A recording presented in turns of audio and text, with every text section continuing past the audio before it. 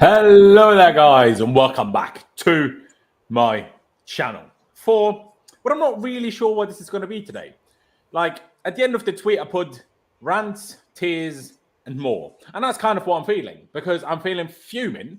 I'm feeling like I want to just cry my eyes out at everything that's happened at Chelsea in the last 3 days. Like, what is happening? Like, I have some three wonderful guests here who will hopefully maybe talk some sense into me, or at least some calm into me, because the last few hours I've been sat there in front of my computer just losing my shit. Like, I'm lost for words by some of the things that are happening here. Oh, there's a new tweet which I need to open and look at. But yeah, I mean, you can see it from the title. You can see it running along the bottom of the screen. Like, there's a lot going on that I really don't understand. I'm just really confused.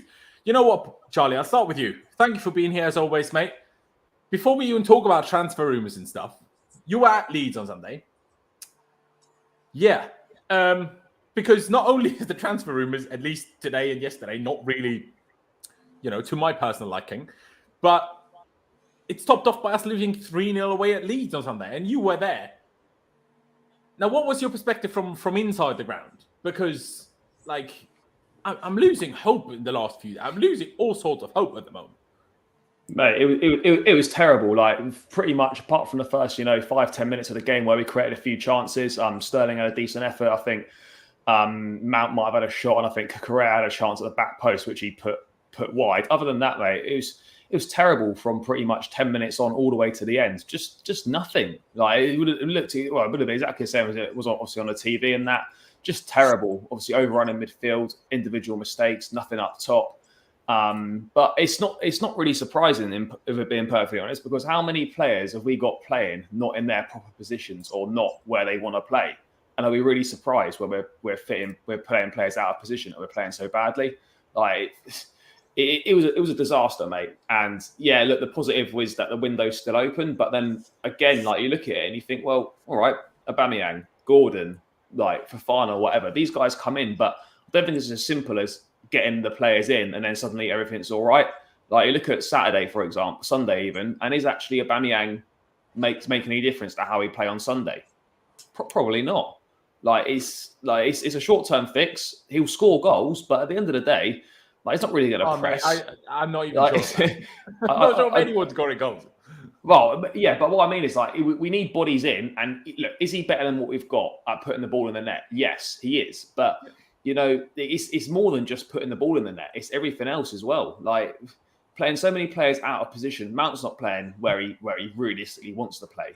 I don't know what Kai Havertz is. Like, it's ridiculous that we're third season in and no one knows what he is. Like, that's a massive problem.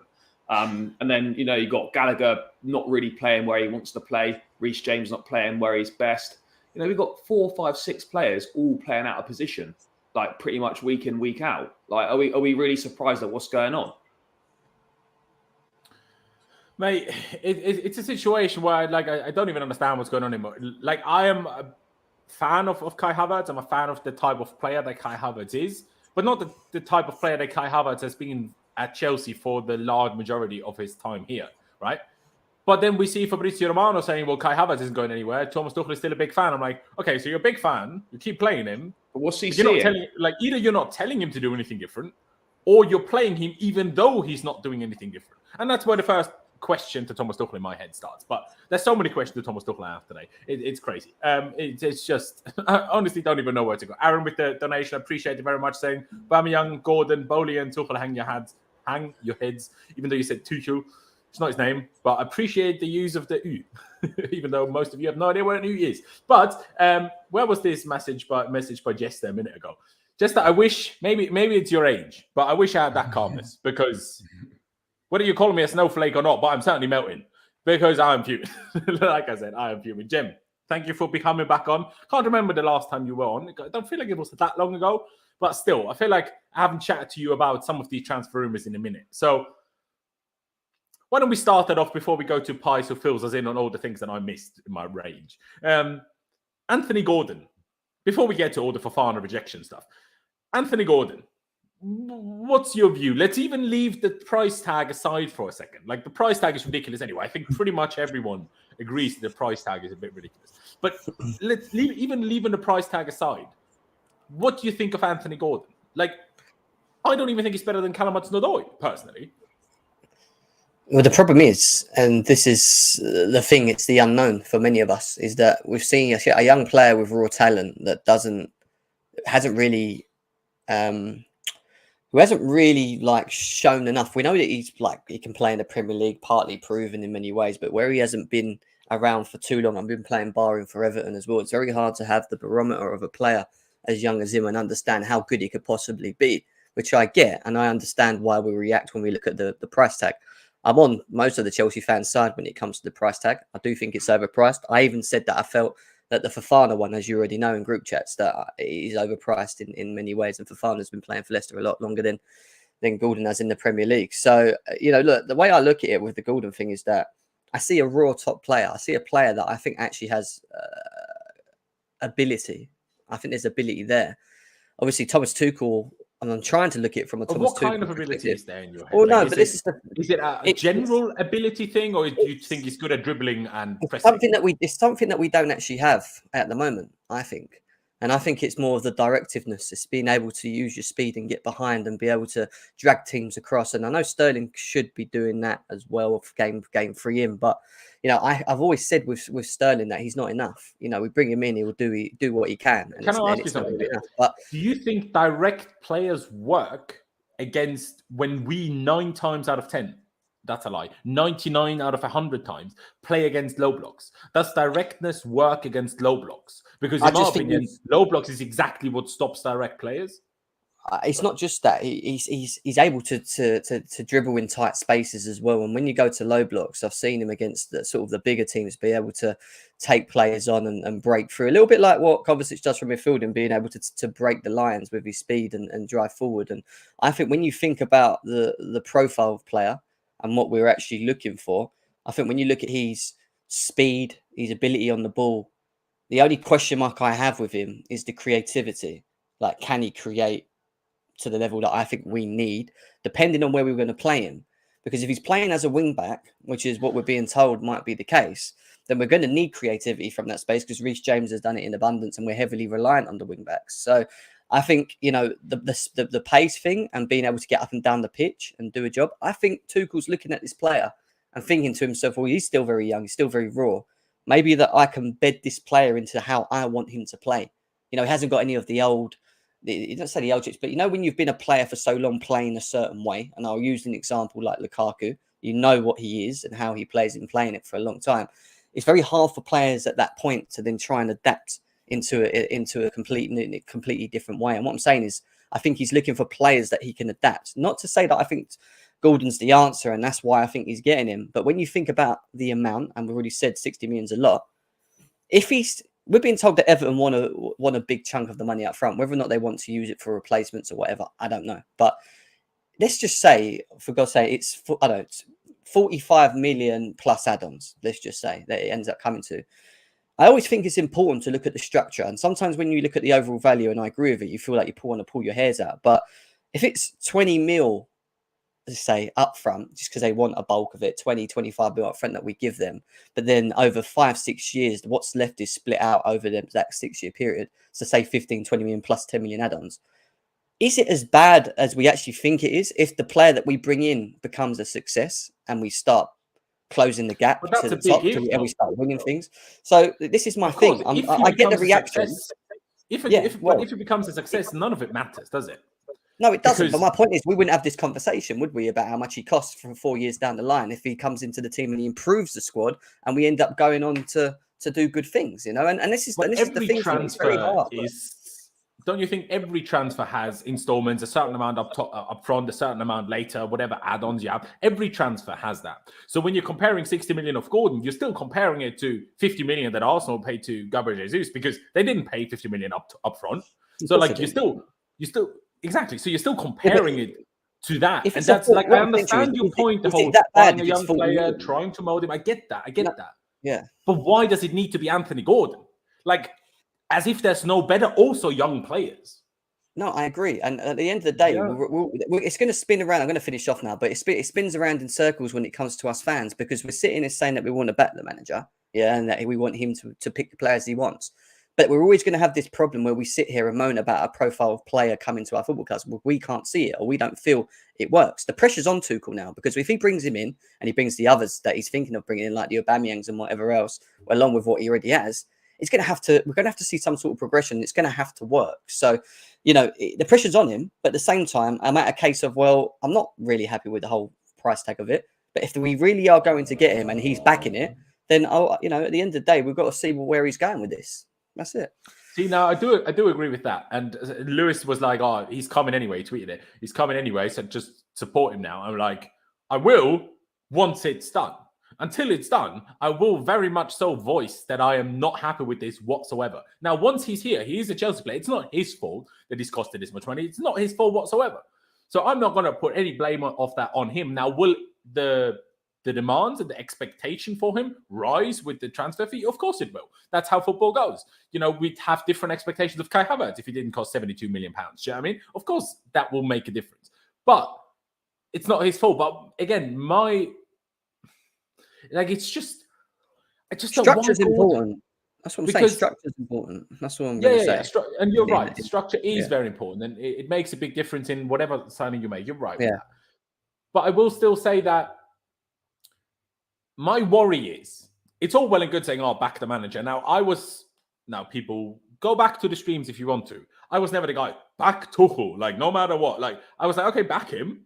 But I was always like, there was a bit of hesitation. I'm like, all right. Especially, I always had the hope that Marina would stay over the summer when we had this back Tuchel. So I'm like, okay, at least someone with some sort of, sometimes overdoing it with sense, but in terms of when we stop bidding for players, which obviously we're all annoyed at Marina sometimes. But I'm like, okay, there's at least some sort of control measurement here.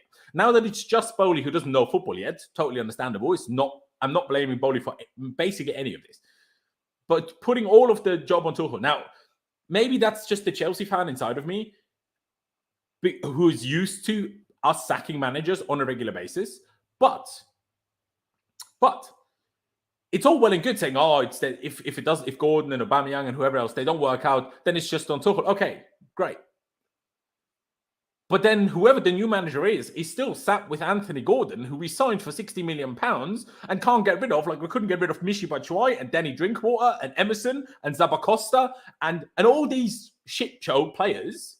What I think Anthony Gordon's part of it. Now, of course, I could be completely wrong. I get that. I could. But again, he's played 200.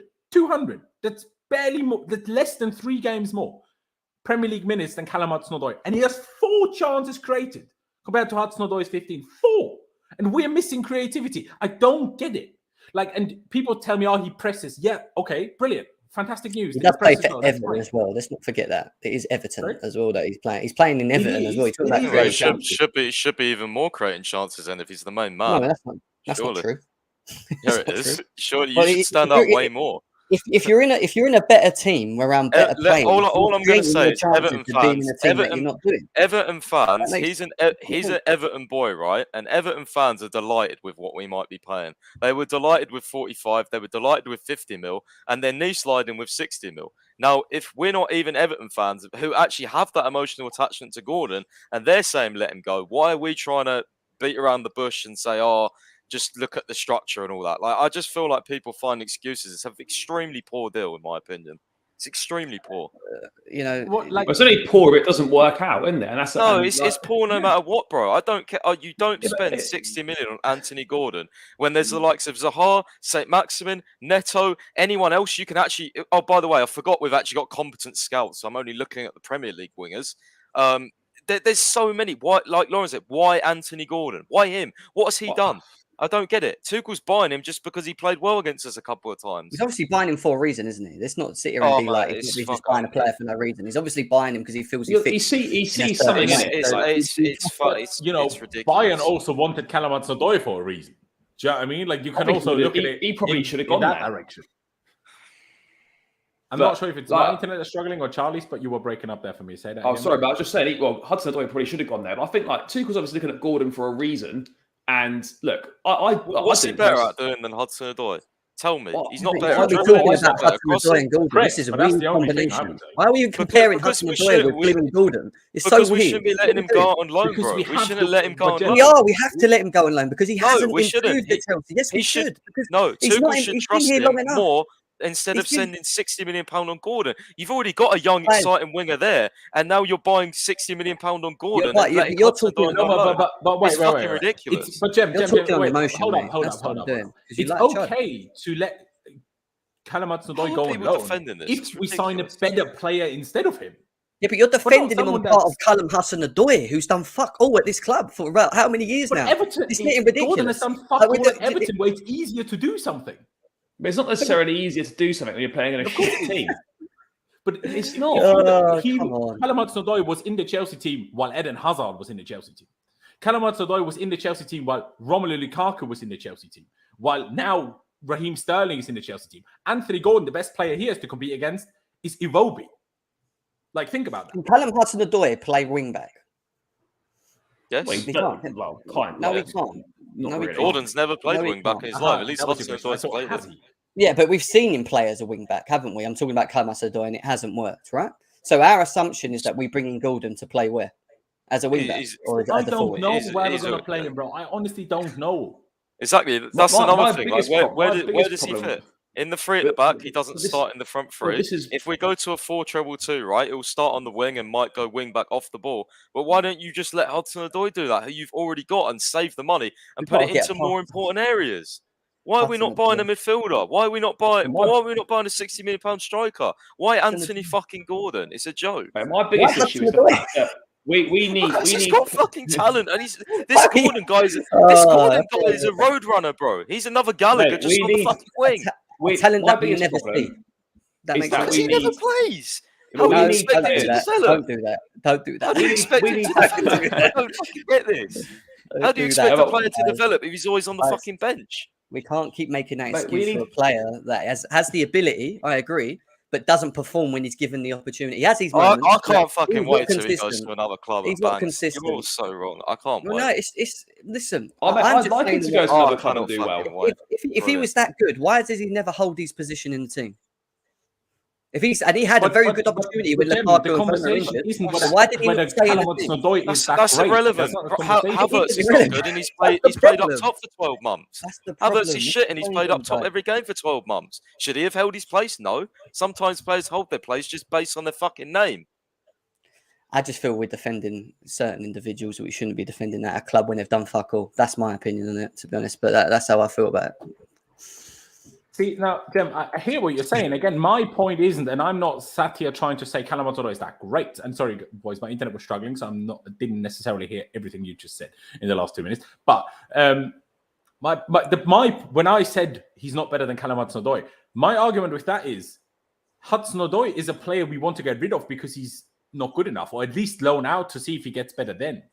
And we're still trying to sign a player for £60 million, basically, instead of him, who I don't think is any better than him.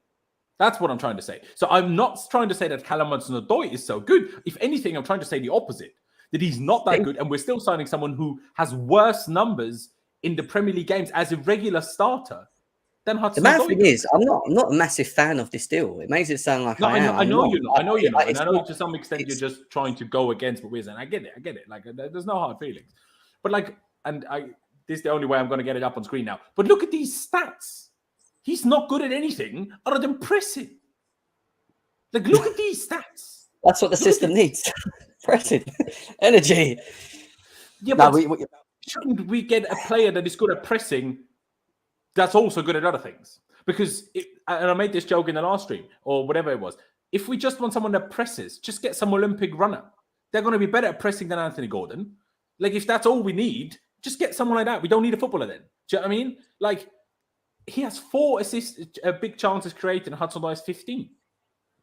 And this was in a the very same poor amount of Everton goals, team like- that was getting relegated as well at the same time before Blooming Lampard That's coming. true. Do you know what I mean? And I'll ask but- you this now, and then I'll finally properly go to Pies.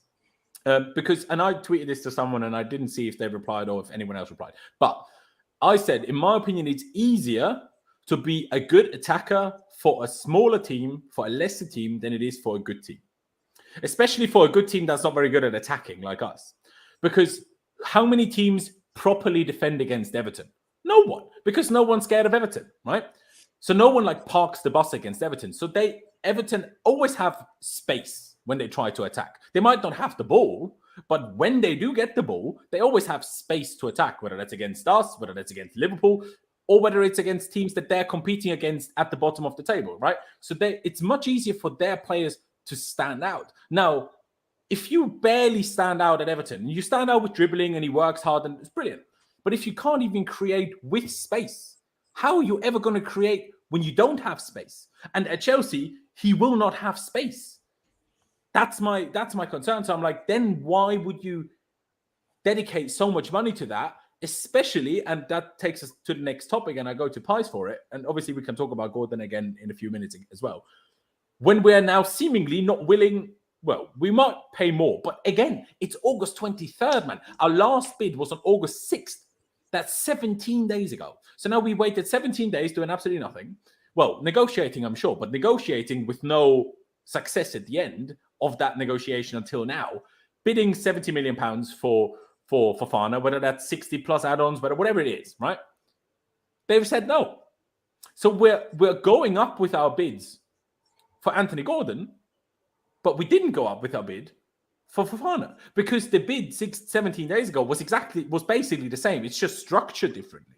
So we're willing to pay £60 million for Anthony Gordon, who, okay, fair, even if Tuchel likes him, that's all well and good. But I swear 4 weeks ago, or whatever it was, we were told Tuchel might even want 3 centre-backs. Now we have 9 days left of the transfer window, and we still only have signed 1.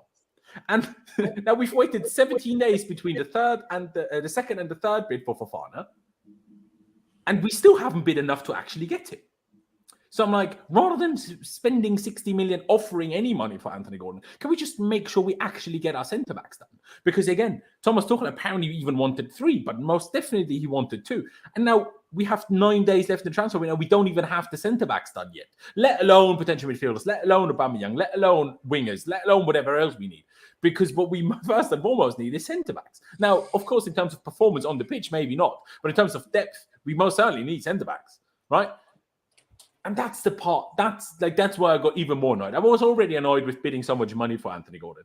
But then when the news came out that we had another bid for Fofana rejected, I completely lost the plot, honestly. I mean, Pies, do you agree that the combination of those two things makes it even worse than just Anthony Gordon by itself or just having another bid for Fofana rejected? Yeah, I mean, we got fed all this info by literally every single reliable journalist that the reason why the third bid was taking so long is because it would only go in when Chelsea were 100% confident it would be accepted. And that's why the intermediaries were always negotiating over this 1 to 2 week period, because they were trying to find the magic number, essentially. They were trying to find that bid. And once they found the magic number and the structure and the payment terms, that's when the bid would go in. Now to find out that we've had a third bid rejected, it's like, why? Why has that bid gone in when all the info we got was when the third bid would go in, it would be accepted? I don't understand that. I still think it will get done. I think that period, how it's taken so long, is just, it's unacceptable, really. It's unacceptable. I know Boehly can't negotiate everything, and there's a lot of intermediaries involved. I don't know who the fuck these intermediaries are because they're working on so many deals, but I don't know. I don't know. There's obviously been periods where they've stopped negotiating, maybe 2-3 days, and they come back to it because obviously Leicester and stuff, Chelsea will have other stuff to do. They're working on Aubameyang, they're working on Gordon. So I don't know, but it's unacceptable to me that we've now had 3 bids rejected. It's getting to the point where Leicester aren't going to budge. Yes, we've got like an advantage in terms of Fofana's pushing, but at the end of the day, Leicester are like West Ham, bro. They hardly ever budge, especially for one of their best players. You either pay what they want or it doesn't happen. I mean, Brendan Rodgers even said, he has confidence that if a deal doesn't happen and players that don't want to stay here end up staying here, that they'll eventually get motivated. So they don't really think, or he doesn't think at least, that it's at that crisis point where we have to let him go. It would just be if it's the right price. Now we need to find that right price very fucking quickly. I'm talking about next 2-3 days, because they need a replacement. I don't care if they're looking for replacements right now. They've still got to negotiate for their Fofana replacement. So we need to hurry the fuck up. And that's what's annoying me about this Gordon deal, is because we've gone in. We literally, how long ago? We bid what? Was it 50 million or 45? And then it was 50 million. Or maybe it was 45 plus add-ons. That was literally what? A few days ago? And now we've gone straight back in plus 10 million. Why aren't we doing that for Fofana? Yeah, when and we it took, know like I said, 17 days between the second and the third bid, and they were the same amount of money, just structured differently. Exactly. Why are we trying to piss about with this huge deal? And then with Gordon, we're just like, oh yeah, we'll just chuck another 10 million on. Why? He's not the fucking priority. So why is he be treated as it? I don't get it. He's not the priority position. After we lost Rafinha, we all thought we wouldn't get another winger. Now I know players are leaving. It doesn't have to be a 60 million pound winger. You know what I mean? Like we're not replacing Mason Mount. Mason Mount hasn't got an injury. You know what I mean? If we're still playing this formation, the front three will still be the same, apart from maybe Aubameyang. If he's changing formation, fair enough. But still, that's what I just still don't agree with it. If you're willing to pay 60 million for Anthony Gordon, why the fuck are we not willing to pay 140 million for Declan Rice? They're Like, not going to do that. No one can tell me Declan Rice is too expensive now. We've paid 60 million for Anthony Gordon. No one can ever say Declan Rice is too expensive. Like, I'm a fan of Declan Rice, but not as big as a lot of other people. But I'm still a fan of him. But you can't say he's too expensive anymore now. Like, that's gone. Like, that argument is completely gone now. If 60 million for Anthony Gordon is even remotely acceptable, then 1,700 million is okay for Declan Rice. This market is a fucking madness. You've seen Man United are buying an Eredivisie winger for £85 million. It's lost its marbles. Like, the market that's is also, where, like, I do agree with you. That comes into it. That is right. That's my thing. Is like I'm caught in such two minds now, because in some senses, obviously, you know how much I disliked Marina. I want to state that I don't think we would have got like 3 top quality signings had Marina stayed. But what I do think is, on certain deals like this, she would have actually had some brain to go, right, well, this is just an absolute, like, what the hell are Everton doing here? This is outrageous. You can't be bidding 60, like, you know what I mean? Like, it seems like Boehly has, like, no fuse or no, like, it seems like Tuchel tells him just get him, and then he's not involved in the rest anymore, and Boehly's like, well, Tuchel said I need to get it, so I'm just going to bid more and more. I'm panicking. What's going on? Why I'm panicking is we know, like, let's not be stupid. We're not doing this sort of splash every single summer. So that's what's worrying me more now, is like, if this is our like one huge splash, like, that's what's mind-boggling me, because that I want it to be perfect this summer. I don't want to be spending 60 million on Anthony Gordon if we're not going to spend big every single other summer. You know what I mean? Like, it's not right. It's not right. It won't Tell me it's right. Look, I think it's going to go two ways. And first of all, I think you just need to, I think as fans, as Chelsea fans, I think we just need to understand our expectations of Chelsea this season. And if it's a transition, it's how quick are we going to move the transition? And if we're not going to sign players like Fofana because they're overpriced, and I agree, if we do put 60 million in for Gordon, and that is true, then we should be walking away from that. If the reason is, wait a second, 1 second, please. Right. If the reason that we're walking away from these deals is because players are being overpriced, and then that means people like Chalobah stay for another season, and Ruben Loftus-Cheek has to be the cover, should we say, of the right wing-back area for Reece James, and there's going to be rotation because we didn't want to commit to paying silly prices, meaning that when we go into next summer window and we have a DOF along with Tuchel and Boehly and whatever, we then go and spend another 150 mil, just say, because I think we spent about 140 and we are 150 plus mil at the moment anyway, then I'm cool with that, because that means we're going into this season knowing that there's still areas that we need to sort out in our team, but our board haven't reacted because we didn't want to spend stupid money or world record fees on people like Fofana, because we believe that we can do better next year with a DOF and find better players for better value. I can live with it. But then I understand that. That's what I'm saying. So if we do that, then that's cool. If we then don't do that and we go and spend 60 million on Gordon, and then we somehow find out that we get Fofana for 75 plus add-ons or whatever, and we just commit to it and whatever else, that just tells me that they're trying to sort out as many areas as they can possible to then go into the next summer window to maybe make one, maybe 2 signings at a max. And that is the problem. That's the problem. That's the problem with signing Gordon. You just said it right there. Fofana is, for me, that's Fofana. Spend the big investment now, because he clearly has the talent and ability. You've just seen it to be our starting centre back to replace Thiago Silva, right? He clearly, for me, he clearly has that. It's a huge, I'm pretty sure everyone agrees with that, right? He may be very expensive, but I think he's worth the investment. Do I think Anthony Gordon is worth that investment right now? No. Do I think it's worth it in 3-4 years? I don't think so either. The But the problem truth is, is, I don't see him as that guy. But the thing Yeah, is, see, the truth that's is, where I disagree. I I think think Jem made a Fofana very will good be point. very that's my much. point. We're all going on our own opinions now about what we feel is the right price Yeah, for but with someone. Fofana, Why do you it's think way Fofana like. is? I don't. Yeah, So but it doesn't. For me, it you're in doesn't a very fit. no. But Jem, But is there you're in not a huge difference minority there, because though. we lost 2 big centre backs, right? So we Yeah. need to replace that. While in the winger spots, we haven't lost anyone yet, other than Werner, but he shouldn't have been a winger in the first place. So that's not really a loss, is it? And I mean, again, of course, it's a situation of different opinions. Because, like I say, I think Gordon isn't any better than Hudson-Odoi anyway. So why on earth would you spend that much money on him? Just keep Hudson-Odoi for another year and then improve the attack with a big signing next year, which I think you said or hinted at makes sense. I think Fofana is maybe, or the centre-backs in general, I don't care if it's Fofana or somebody else. Well, I do care now that it's August 23rd. But a month and a half ago, at the start of July or in late June, I didn't care. Like, I wasn't so specific. I want specifically Fofana. Do you know what I mean?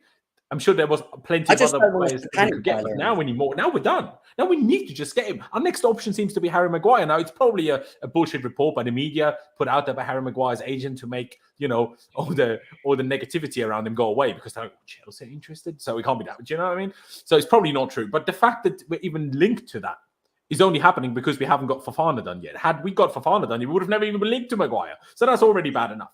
Do you know what I mean, Charlie? I feel like I haven't gotten you involved enough. What's your thoughts on the Fofana situation, having another bid rejected now, but also that, again, in combination with the whole Gordon situation?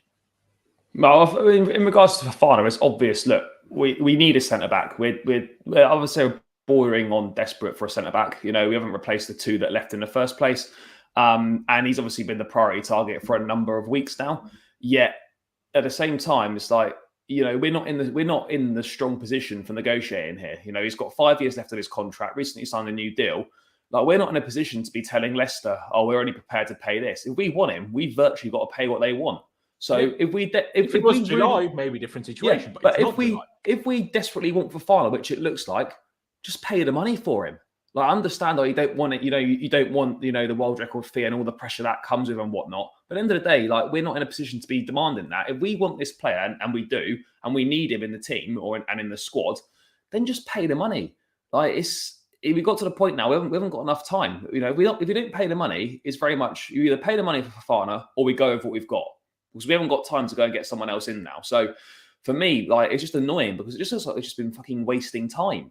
Like, this bid that's gone in, pretty much the same bid as the previous one. All right, the structure might be a little bit different. We've not really offered any more money. We might have offered a bit more money up front, but the deal's still worth the same amount of money. So, like, I don't understand why we thought that would possibly work. We know that Leicester won at least £80 million, maybe a bit more.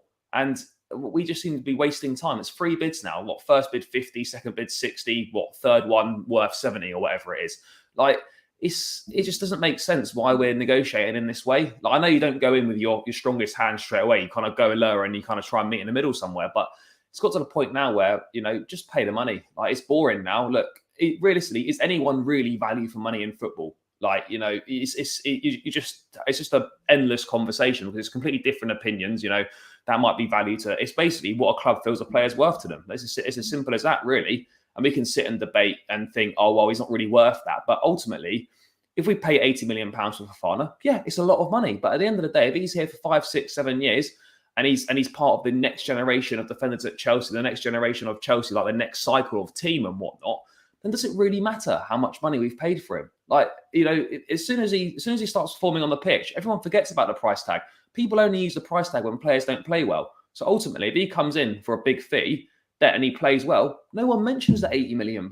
It doesn't matter. It's only when you're playing badly that the price tag gets mentioned. So for me, we just need to put the money on the table and just get it done because we're wasting time. I haven't got time to start looking at other targets or bringing other players in. It's put the money on the table for Fofana or we go with what we've got. But with the Gordon thing, like, yeah, I get your point. Like, in defence, we can't go with what we've got because we don't have enough. I know. Well, this is the point. Just put the money on the table because we can't go with what we've got because it's not good enough. Like, it's as simple as that. It's not good enough and there's not enough cover in there. And in regards to Gordon, like, I get the point. You know, look, at the end of the day, you know, we seem to be wanting to offer this money, and I get why it's like, for me, it doesn't make sense in terms of the fact that position is not a priority position. Like, if we're prepared to pay that much of Gordon, why can't we just put an extra £10 million on a Fofana bid? You know, at the point of when you're prepared to spend £70 million, what difference is an extra £5 or £10 million making? Like, we've seen it in the past with Chelsea. Like, we do all this negotiating, and then we walk away because we're not prepared to pay an extra £5 million, and it's just a complete waste of time. Like, that's what we've done all summer long. We wasted weeks on Koundé, we wasted weeks on this guy, weeks on that guy. And it doesn't make sense. What's necessary for Fofana? Pay the money, and then, like, just get it done, because, you know, at the end of the day, as I said, we're going to have to go with what we've got otherwise, because we're like, there's no really other targets that we're being linked with. It's very much Fofana or seemingly nothing, unless there's something up the sleeve, which is unlikely. And I get why people are annoyed with the Gordon thing, because, you know, that position is not a priority position. Like, we don't really. All right, it would be nice to have someone there, but at the end of the day, that's not the target area for us. So why are we spending 60 million quid on an area we don't need, when that money could be used? That 60 million quid you've set aside, take 10 million of that and add it to the Fofana deal and get him in. Take another 10 million of that 60 mil and get Aubameyang or whatever it is, or get someone else, put it towards a midfield player. Like, it's fine to target Anthony Gordon, but it's not a priority position. It's very much, for me, it's spending 60 million quid that we actually need to use elsewhere. I agree, mate. I agree. It's just like, and I know every player is different and not everyone will develop the same and stuff, but when you compare Anthony Gordon now to Christian Pulisic when we signed him, Christian Pulisic was so much better than Anthony Gordon is now. And they even have similar attributes, maybe less good in the press, but the whole directness, the whole going straight for goal. Now, Pulisic isn't that anymore, but who's to say Anthony Gordon will still be that in 3 years, after 3 years at Chelsea? We do that to every attacker. So, like, do you know what I mean? And he's just nowhere near as good. Now, okay, no, I don't even know anymore. See, what I will say is, people talk about Pedro Neto. Do I think Pedro Neto is that much better than Anthony Gordon? No. Would I slightly prefer him? Potentially. But do I think he's that much better than Gordon? No. Like, personally. Maybe people have a different opinion of that. Again, now, am I an expert on either Anthony Gordon or Pedro Neto? Probably not, because I don't watch Everton every week. I don't watch Wolves every week. But neither does any of you three, or neither does 95% of the rest of Chelsea Twitter, who seem to have this completely valid and perfect opinion on everything. Do you know what I mean? So, like, but what I do know, and who I've seen enough of, is Gabriel Jesus, and he was sold for 50 million. That's what I know. That's what we know. And I know we could have had that had we just been a bit quicker, but we were too slow again, because that's just what we do. It doesn't apparently matter who's in charge, whether it's Marina, Roman, Boehly, Tuchel, whoever it is. We're just too slow. That's just what we do. Except for Koulibaly, somehow we got that done in 2 days. But how can we get Koulibaly in 2 days, but we take 17 days between bid 2 and bid 3 for Fofana? What? I'm just so confused. I mean, Charlie touched on Aubameyang a couple of times there. Pies, what's the latest with Aubameyang? I swear yesterday there was like, oh yeah, basically things have been agreed, kind of, but that was Spanish outlets, and I feel like we haven't heard anything as such from local news. Yeah, so the outlet was Relevo. Relevo, I don't know how to say their name, but they're usually very good with sort of Spanish Barcelona. They said we'd agreed £16 million plus add-ons, taking it to 22 mil. Fabrizio then shut it down, saying Barca was still asking for 25 mil. And then he said today on his podcast that we've been talking today through intermediaries again. Obviously, they don't want Alonso as part of the deal. God knows whether that's going to happen still. Yeah, Gerard Romero's been a bit sort of up and down on it as well. He said a few days ago that he was literally preparing to leave, and then supposedly Aubameyang or Barcelona halted it, and then that one's been a bit of a mess. So I think we'll probably get a conclusion to that one soon as well. So that'll be interesting to see if we overpay for a 33-year-old, or whether we walk away, go for someone else, or find a sort of in-between price, which then again is another one which Tuchel wants. So we've got to see how it goes. We have to. Jem, what's your thought? Maybe we've spoken about it a few streams ago. I cannot remember, if I'm honest with you. Sorry. But tell me your thoughts on Aubameyang. Like, do you think Aubameyang would be a good signing at all? I'm on the fence with it, to be honest. I don't really know what to feel with it. I know that he scores goals and we need that, but you know, I'm just not sure how well he fits the system. I know he was a Tuchel player before and that, but I'm not sure is the answer. But then when you look at what we currently have at the moment and how it's going, I think we do need something. So that's why I'm a little bit on the fence, because I think, well, you know, if we're going to get him for whatever it is, 18 mil or whatever, to get him across, and he's effective, and, you know, we're creating enough for him, which is another thing which worries me a little bit, creating enough for him. You know, he will put it in the back of the net. And you look at the chances like against Spurs when Reece James crossed the ball, and if that lands to Aubameyang, that's probably a goal. Do you know what I mean? Like, he's probably scoring that. And that, for ultimately, is the difference. If he comes to Chelsea and just scores goals, then I'm cool. Do you know what I mean? I'm cool with it. But I'm just so on the fence of it. I don't really know how to feel if it does happen. If it don't happen, it doesn't really bother me. If it does, then I'm just interested to see how it works. If it doesn't happen, do you then think we need somebody else? Or are you in a situation where it's like, rather than buying a stopgap option, just buy someone proper next year?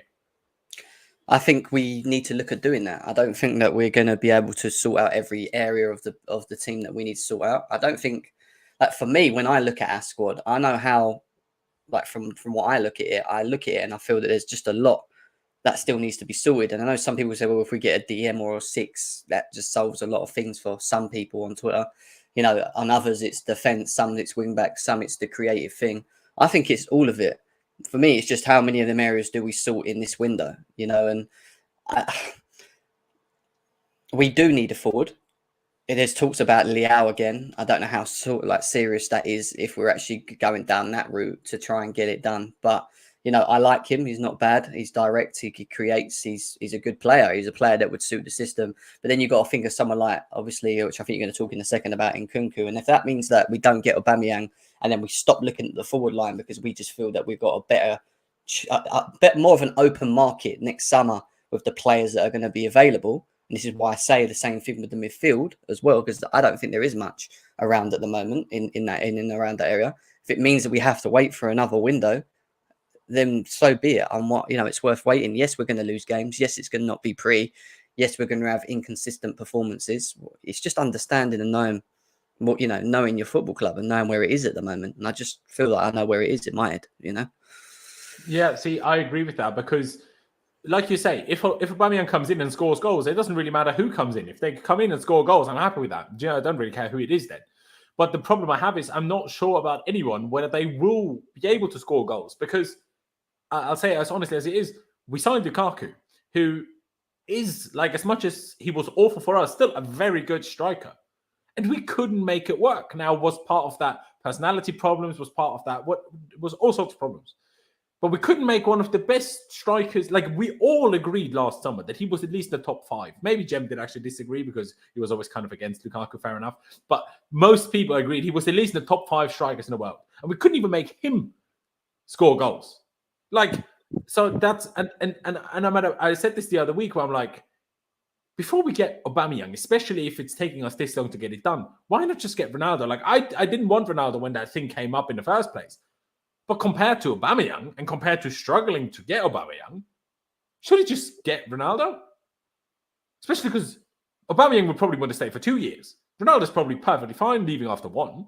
So then that would be less of an interference in our apparent idea of getting Nkunku next summer, which I'm also not anywhere near as sure about, by the way. But that's a whole different topic for a little bit later. Gemma, I can't remember if I asked you this before, but if you had to decide between Aubameyang and Ronaldo, would you pick Aubameyang or would you pick Ronaldo? I don't like any of them, to be honest. Either, bro. I just, with Ronaldo, like, you know that he's going to score goals, but it's like, are we going to create enough? And ultimately, is he going to work hard enough? I feel with Aubameyang, I think they'll both score goals. If you force me to make a decision between the two, I think Aubameyang might just suit the system a bit better, like in what we're doing in terms of the pressing, the movement, the dropping deep, the link-up play. I just think he may be better suited than Ronaldo. With Ronaldo, if we had a creator, if we had more creators in the team, it wasn't just reliant on the wing backs, and we had it coming through midfield, and we had it coming from someone further forward next to him that could create at a decent level, then I would say Ronaldo, because I know that we're going to create consistently for the guy, and he's going to have an abundance of opportunities. But see, I think Ronaldo will. You know how currently we create like 1 or 2 good chances a game, maybe 3 or 4 maximum. Ronaldo is much like Aubameyang is a very good striker, but the last 2 years of his Arsenal career, how many times did we sit on Twitter and laugh at Aubameyang misses? Like, think about it. Remember Olympiacos when he missed from like 2 yards out? Like, how many times did we laugh at Aubameyang misses? I can't remember ever in my whole life laughing at a Ronaldo miss. He then also went to Barcelona. Well, he also went to Barcelona and started banging in goals, from what I was being told. You know, it was like a new Aubameyang, especially. So it's But like who doesn't bang in goals? And Morata scored a brace the other day. So yeah, but at least he's anyone can score goals there. At least Aubameyang scored double-digit goals at Arsenal. He was actually scoring a lot of goals for Arsenal. He was most certainly. The thing I'm worried about is that he's not the player he was in his prime Arsenal days anymore. That's my worry. No, I agree. Yeah, I agree. It's hard. Yeah, I don't know anymore. Pice, let me get to you. Who shall we go with next? Shall we talk about this De Jong situation for a minute? Because apparently his agent is in London at the moment. Now, you told me he's been to Stamford Bridge and to Manchester United offices in Mayfair. Now, number one, what I would like to know is, which people do United have? Obviously, Pies won't know that, but I'm just talking to myself. Which people do United have present in those Mayfair offices? Because surely, rather than talking to their Mayfair offices, you can just call them on the phone, right? At least going to Stamford Bridge, there might be some people about that have something to say. You're not going to have bloody Ten Hag or whoever is in charge of their signings these days present at the Mayfair offices. Well, maybe I'm wrong. I guess maybe they could be there. But Pies, do you see this? De Jong still a possibility, and Tuchel just playing the media after the game saying we don't need midfielders? Highly doubt it, to be honest with you. I think he probably stays at Barcelona now, some way, somehow. What's his agent doing here then, though? So his agent was actually the one that was supposedly in the Mayfair offices. A lot of Man United fans saying, "Oh, we've got offices there," so I just took it from them, and then so he's someone who was a part of his agent's team who deals with finances was driving past Stamford Bridge or posted that photo near Stamford Bridge. So I don't know. I don't really know what's going on, but I think it's highly unlikely when we're splashing 60 million on Gordon, 20 on Aubameyang, going to buy Fofana. De Jong's another 70 mil. That's take it close to 350, 400 million. So at that point, you're just playing career mode. So maybe if we didn't buy Gordon, but again, I think the whole situation is just, even reports the other day, reliable reports, his wife doesn't want to go anywhere. And that's obviously a huge, huge sticking point. So I think he'll probably end up taking a wage cut, or Barca will find a way. The De Jong situation has gone completely out of my mind, to be honest with you. I was exactly the same as you. And then all of a sudden saw that his agent has been to Stamford Bridge, which I'm like, I've never seen agents come to Stamford Bridge if there's not at least a serious possibility that a move can happen. That was my initial reaction to it. Now, I understand what you're saying, and I probably agree with it. But I still find it weird. Why is the agent faffing about then? I mean, I can ask your opinion, Charlie, but there's not really much to say. The agent was apparently here. Do you make much of that at all? No, not really, mate. It's been quiet for over a week now. Whenever it was last week or the week before, we were supposed to have a decision by the end of the week. That ultimatum, 50% pay cut, or you got to pack your bags and go. There's nothing. I've kind of, as you said, I've kind of just forgotten about it now. Just blanked it out of my mind. And if something reoccurs and it ends up happening, great. But I'm not wasting any energy or time, getting hung up about whether he's going to come or not. Because it just seems clear that he very much wants to stay at Barca. There's no new news on it. So, yeah, there's nothing really to add, to be honest. Fair play. Jem, similar thoughts on the De Jong situation and the midfield situation in general? I mean, obviously, Tuchel said it post-game against Leeds, that he doesn't want or need or whatever a new midfielder. And now we have De Jong's agent at the Bridge. It's contradicting, isn't it? I find it a bit wild, that comment. I'm not going to lie, when he came out and said about not really needing or looking at the central midfielder area. I think we have too many eights in the team. I think we're asking players in midfield to play in the position that they're not comfortable in. We saw Conor Gallagher against Leeds, and I don't think it was the most impressive to watch.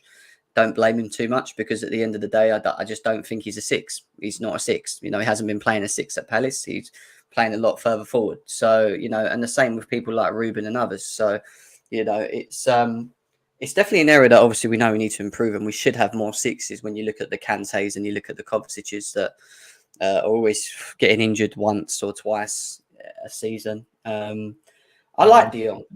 A month, yeah. I like De Jong. I think De Jong's a good player.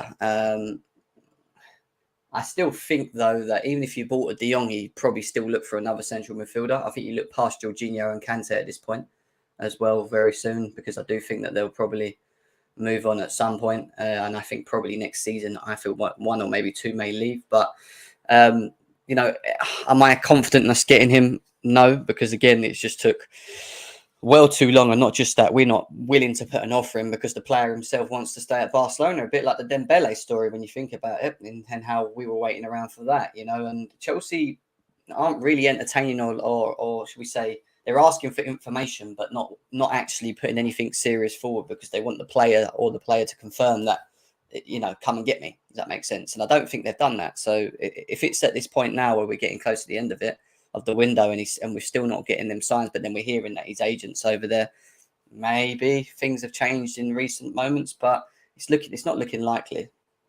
No, it's not looking likely. I mean, if we were to sign De Jong, it would certainly make it easier to get Aubameyang for less money, because then they wouldn't have money problems. But so, you can look at it that way if you want. Pice, actually, because I didn't tell you about this before the stream, kind of forgot with everything going on. But I do also want to have a conversation about, well, just everything that went down before the transfer news, because yesterday, people was losing their shit on Twitter about Tuchel, about Chelsea, about players. Like, it was all kicking off. And I think we need to have a conversation about this as well. But before that, Pice, now we have been linked to a few others. We touched already on Rafael Leao. We touched already on Nkunku. There was also a small link that I saw on iOS put in the chat now with Zaniolo, but I feel like that's kind of gone off again. And he injured himself yesterday. I think he broke his shoulder or something. Oh, has he? Oh, that's unfortunate for him. But I don't want him anyway, so that's good. But what about, let's say Rafael Leao first, because that's about the first player we've been linked to this summer. Well, I'm like properly over the moon, about that link. Like, I like Koulibaly a lot. I rate him a lot, but a 31-year-old defender is never going to bring me over the moon, no matter who it is. The Fofana is no 21-year-old defender is probably going to bring me over the moon, because I'm like, well, there's always a bit of a threat with super young defenders that they don't turn out the way you expect them to turn out. Do you know what I mean? Kukurea, I was very happy. It was just like a bit overpriced in the end, right? But Rafael Leao is like a superstar, like a superstar talent, not yet a superstar. But my big thing for Rafael Leao, because I watch a bit of Serie A, and I watch AC Milan is probably my favorite team in Serie A, and I've followed them a bit over the last 3 years. And what I saw him when he started to make that team, being very egoistic, like not passing when he should have passed, going for shots and then shooting like 10 yards wide and missing sitter after sitter after sitter, to a season after still missing a few, but scoring a lot more regularly, becoming so much better, to then last season helping Milan win the league with an unbelievable season. Some of the goals that kid scored, outrageous stuff. Now, I understand it's Italy, so as we learned from Lukaku, that might not mean much. And also someone said in the chat earlier, Rafael Leao doesn't press. And I'm like, well, but does anyone in Italy press? Maybe Sarri's Napoli, I would expect. Not Napoli, Lazio, of course. But does anyone else in Italy press? Judging by Lukaku at Inter, he doesn't, because he had no idea how to do it when he came here. So the ones that won the league when he was last there, they didn't press. So does AC Milan press? So do we know, is it a case of he doesn't press because he won't do it? Or does he not press because he's not instructed to, which then you can't hold against him? But is there anything to say on the Rafael Leao story? Like, he's gone. He would cost a lot of money. Is this more a for now situation, or is this more for next year situation? But what's your level of information at the moment, Pice? Well, the story came from the Times, and it was from Duncan Castle. So I definitely took some notes of it, because he's close to Portuguese people and very close to Jorge Mendes. And I think Mendes is still Leao's agent. I read into it. It was a very sort of difficult situation. He'd said that supposedly the clubs have been negotiating over potentially us taking a player or two and including it in the deal. But Leao's representatives wanted Chelsea, if they were going to buy Leao, to pay off a CAS imposed fine on him. That supposedly he got illegally out of his contract at Sporting before he went to Lille. And it just seemed like a whole complete mess. So the debt was like £60 million. So that would have to be added onto the fee or something. But yeah, there's not really been anything after that, to be fair. And I think for me, it never really made sense because, Gordon, we're spending, that's the winger we're clearly spending the big money on. I don't think we'd get two unless, someone drastic was sold from our front line. So, yeah, I don't think this one is for this summer, more next summer, I think. And obviously, Nkunku is going to be on the market as well next summer. And I think Leao will be, I'm not sure if he's out of contract next summer or if it's the summer after. But it's 2024. Is it? Yeah. So it'd make more sense for him to sell next summer, really, instead of this summer. So, yeah, I think it's for next summer, really. But it's an interesting story anyway. But maybe Duncan was wrong because it got all Chelsea. It got me excited because he said we'd already been negotiating club to club. So, I don't know. Nothing's really come out after that, though. It's sort of been shut down. I think there was a AC Milan journalist who I follow that he shut it down, saying they'd, pointed to their release clause. And, yeah, not sure. Probably for clicks, unfortunately. Potentially. It's a weird one. Now, like I say, I would personally be very much so interested. Like Adam says, please smash the like button, ladies and gentlemen. I haven't really told you about this yet. So please smash the like button. It helps me spread these videos out to more people. It's just one click of a button that doesn't cost you any money or basically any time. So please click that like button below. And while you're there, please also subscribe. Big thank you to everyone if you're already subscribed for 15,000 subscribers, which we hit the other day. So big thank you for that. But doesn't mean we're stopping here. So please subscribe still if you're new here. That'd be massively appreciated. And subscribe to my beautiful, wonderful guests. Jem, Charlie's channels are down below in the description. And of course, please follow Pies on his Twitter and check out his website. Couldn't decide for a second who I want to go to. Jem, Rafael Leao. Would you be interested in Rafael Leao? Do you know enough about him to be very interested in him? Not really, to be honest. I've watched bits of him. I think he's a player with a lot of talent. I'm not 100% sure on how good he is, how good he can be. I've seen what I feel is parts of his game, watched him little bits last season where I look at it and I'm like, well, yeah, his dribbling ability is very good. He can take players on. He attracts players. He can create all the little things that I tick and think that we need in the forward line. I think he's that type of player that can give us that. Again, price tag is that problem. It depends how good you think he is. They obviously rate him out there massively for him to have that sort of clause against him. So I don't know. For me, it's hard to judge because I'm not too sure how I feel about the price and overall how I feel about if it's a must signing, if that makes sense. I think he's a good player in him, and I think I can see partly why we would want him, but I just don't know whether the price tag is again the right thing. I hear that. See, even I'm not sure it's like, obviously he's got like 100 million on or whatever. Even I think, as much as I'm a fan of him, that's probably a bit steep. Do you know what I mean? Charlie, what about you? Much of an opinion on Rafael Leao, even if it's probably, especially for this summer, a very unlikely scenario anyway? Yeah, I can't see it happening this summer. Look, I haven't watched a lot of him, but I did watch some Serie A last season. Milan were obviously very good. He was a massive part of that. He's a massive talent. He's exciting. He's 23 years of age. He can take players on. He scores goals. He's one of them that's like, he's not really, he can play down the middle, but also but basically versatile. So all across kind of that front line, scores all sorts of types of goals. The fee for this summer is too much. I mean, the release clause is there. It's well over 100 million euros. I can't remember the exact figure. So I can't really see that happening this summer. But again, it's difficult. You want to get excited for players. He's one that would excite me. But in the back of your mind, because we've been such a graveyard for attacking players, you sort of just think, well, would he put a Chelsea shirt on and just lose all his footballing ability like so many other forwards before him?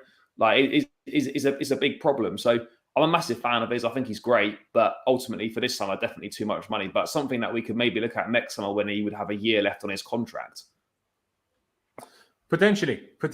Pice, the other one that we've been linked to, but very clearly for next summer, is Christopher Nkunku. Now, we were, of course, linked to him already. Now, I feel like towards the end of last season for this summer, but that went cold very quickly. But now apparently he's like the guy for attack we want next season. Now, number one, do you believe that is the case? Is that your level of information as well? And then also, what do you think of that? Because again, I was not sure about it when we were first linked with him, and I'm still not sure about it now. But obviously, he has another season's time now to, I suppose, impress me. But he will have to do a lot for me to be down to sign another RB Leipzig forward, because Werner's kind of ruined that for me.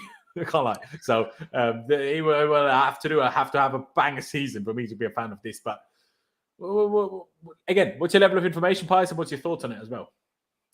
Well, I know it's very sort of. I think in terms of like data and stuff, it comes across very well to them.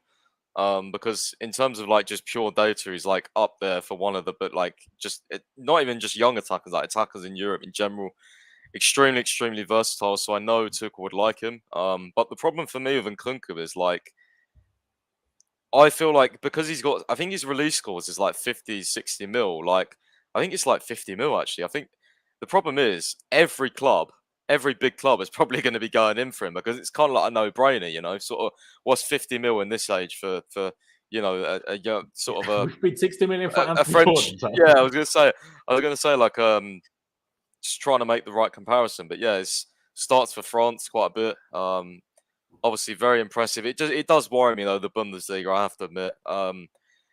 His lack of pace worries me a little bit as well. I like Sancho, but he kind of reminds me a bit of Sancho. Like, I don't know if he's fast enough to play in the Premier League forward line. That's been my only worry, and I've always had that. So yeah, I feel like maybe he could struggle to adapt, but I know they like him. He's very versatile, and again, for the data, how it comes across, it's obviously, you know, one to watch out for, definitely. And who knows? Maybe we're even negotiating now for next summer. Who knows? But I'm sure a lot of clubs are going to be on this because he is, you know, he's been definitely wanted by a lot of clubs. I mean, I could see all the top clubs really, Premier League. Bayern Munich will probably buy him because they try and buy him because they buy every sort of attacker from Leipzig or any other Bundesliga club. Like, remember they bought Sabitzer, didn't they? They just bought, we'll have Sabitzer, we'll just throw him in, you know. They buy anyone good from the other good Bundesliga clubs, so that's one we got to watch out. What they do is their favorite thing to do, and that's why they. I mean, what's that goal difference so far this season? Like, it's and insane. I never understand why they move 6-1 on the first day. Like, what? I never understand why they move, like from Leipzig or wherever it may be, to Bayern. Like, I know it's a huge club, but like you're just moving to the best team in the league. Like, is it really much fun? But like, if they're German, I get it because, you know, it's easier to stay in your own country than it is to move abroad. But if you're not German anyway, then I don't get it either. I'm the same as you. Rather than asking Jem and Charlie on Nkunku now, because it's only for next season anyway, and who knows right now anyway, and things will be drastically different by the time we get to next summer. Let me quickly go through this tweet by Ben Jacobs where he's had basically this thread by Ben Jacobs before we then talk about the current Chelsea situation, even aside from transfers. By the way, I put a poll in the chat for people to give their opinion, and I asked, disregarding, mind you, that's the key word here, the transfer fee. Do you believe Anthony Gordon would be a good signing? And mind-bogglingly to me personally, 254 of you have voted, and 47% of you said yes, and only 53% of you said no, which is crazy. But fair enough. You know, your opinions are your opinion. So again, if you haven't placed your vote in the poll just yet, please do. And let's get through this thread by Ben Jacobs. Now, third Fofana bid isn't low or too unexpected. Chelsea always wanted to bid below a world record for a defender.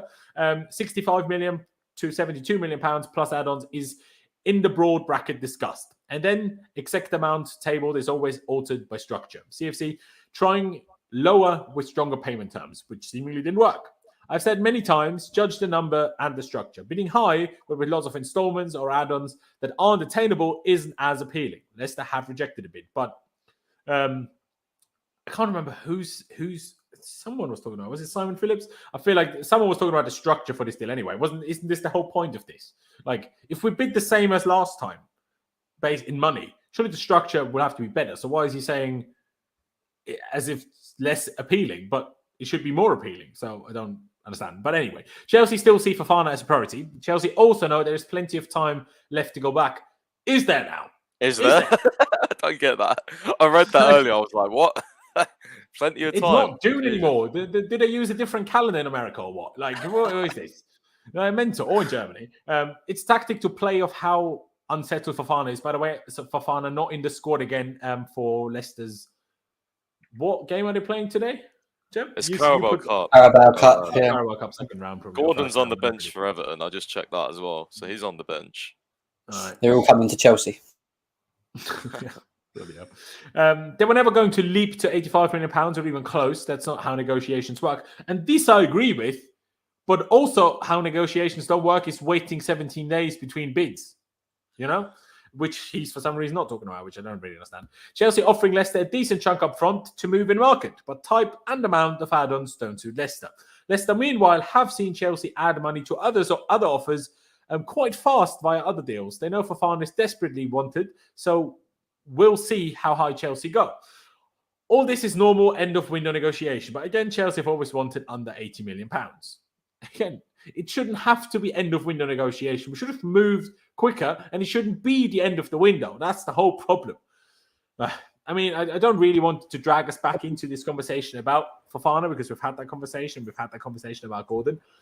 But I do now need to and want to talk about just the situation at the club and everything that's going on, because there's more and more people jumping on this Tuchel out wagon. There's a lot of people jumping on this, heavily criticizing Thomas Tuchel, basically hinting they want Thomas Tuchel out, but saying they don't want Thomas Tuchel out. Then there's people like me who are very critical of Thomas Tuchel in some cases. But number one, I'm realistic. I'm like, who's better? I don't think anyone that's attainable right now as a manager. And number two, I believe that Tuchel can be better. I just think that Tuchel has certain worries and concerns that stop him from doing what I hope he agrees is necessary. And I know that maybe doesn't make sense, but I think because he started with this back three and he came in and he worked so well, won in the Champions League, and he knows our attack struggles, I think he's a bit hesitant to do anything about it. But my big concern is the mentality of this football club. Now, number one, how do we always go a goal down and then we're lost? When it's 2 goals down, I mean, there's not even a single bit of hope, probably not even for a draw, right? And also, we cost ourselves all of our goals, all of the goals we concede with individual errors. So we're still playing a back three a lot, but we are not defensively solid anymore because we keep conceding goals, whether it's individual errors, whether it's conceding from set pieces, which is another serious issue that we really need to fix badly, not only attacking wise, but also defensively. On both ends, we need to get better at set pieces again. And we're just in a situation where then Thomas Tuchel sits there in a press conference. Now we don't need new midfielders. It's just Kovacic and Kante injured, yeah, but they're always injured. So what was that? And then do we need new signings for the attack? No. So he thinks he doesn't need new signings for the attack. But the attackers aren't working. And a week before that, against Everton, basically, or was it after the Arsenal preseason game? I can't remember. I think it was after Everton. He said, yeah, it's the same attack. Why would we expect anything different? But after Leeds, he said, we don't need new attack. So now, of course, I'm very much aware. I was a Chelsea fan while we had Jose Mourinho. I'm very much aware that you can't take every word that a manager says to the media literally. Of course not. I'm very much aware. But there is also a situation where it's not just about what Tuchel says. Does he not realize the situation that we're in, where we need players, we don't have players? We have a new ownership. No one understands how it's going to go. No one knows whether Tuchel, if results keep going back worse and worse and worse, whether he's in danger of getting sacked. We don't know that because we don't know what Boehly's going to do in that situation. Because Boehly, I personally, even if Tuchel lost every single game between now and Christmas, I don't think Boehly would sack him until he has a director of football. Because imagine Boehly sacked Tuchel. Who would help him get a new manager? Who would help? Tuchel is his guy in the club. So without Tuchel, who's his guy in the club? So, pray to God that we don't start losing too many games, because I don't think Boehly would sack him. Now, do I want to sack him? No. But obviously, if we started losing every game from now to Christmas, then maybe we need to do something about it. You know what I mean? But we're just in a situation where I'm like, it doesn't feel like Tuchel has a solution. It doesn't. But he says he doesn't want the transfer market solutions. But he's still in charge of the transfers, and he's in charge of us bidding £60 million for Anthony Gordon and only £70 million for Fofana, even though we know we won't get him for £70 million. I'm so confused. Charlie, what's your view on, number one, the situation in terms of attacking problems, midfield problems, formation problems, but also how everyone's starting to react to it? Do you think people are overreacting? Do you think we're reacting the way we are because we're used to being Chelsea and us changing managers quickly? So that's why it's just our mind pops to that solution quicker than maybe fans of other clubs. I honestly don't know where I sit on everything, because I know we need to do things different. I want Thomas Tuchel to do things different, but I don't know if he's going to do things different. And then what? Well, I think the big thing is, mate, is that like for me, it's reactionary, of course it is, but it's for me like after the Leeds game and that, yes, you can see people saying it's 3 games. I totally understand it's 3 games, but for me, the bigger issue is the fact that like despite the new signings coming in, who so far have done well, is the fact that we don't look like we've improved as a team at all in terms of from the same problems that were there last season. Don't look like being anywhere nearer to being resolved. We're still getting overrun in midfield. We're still useless in attack. Like you'd think with the signings that we're coming in and, the pre-season we've had them with playing games and that and all the time on the training pitch, you'd expect some of these things to get better. They're not getting better. Arguably looks worse. Like, Everton, we were terrible. Leeds, we were terrible.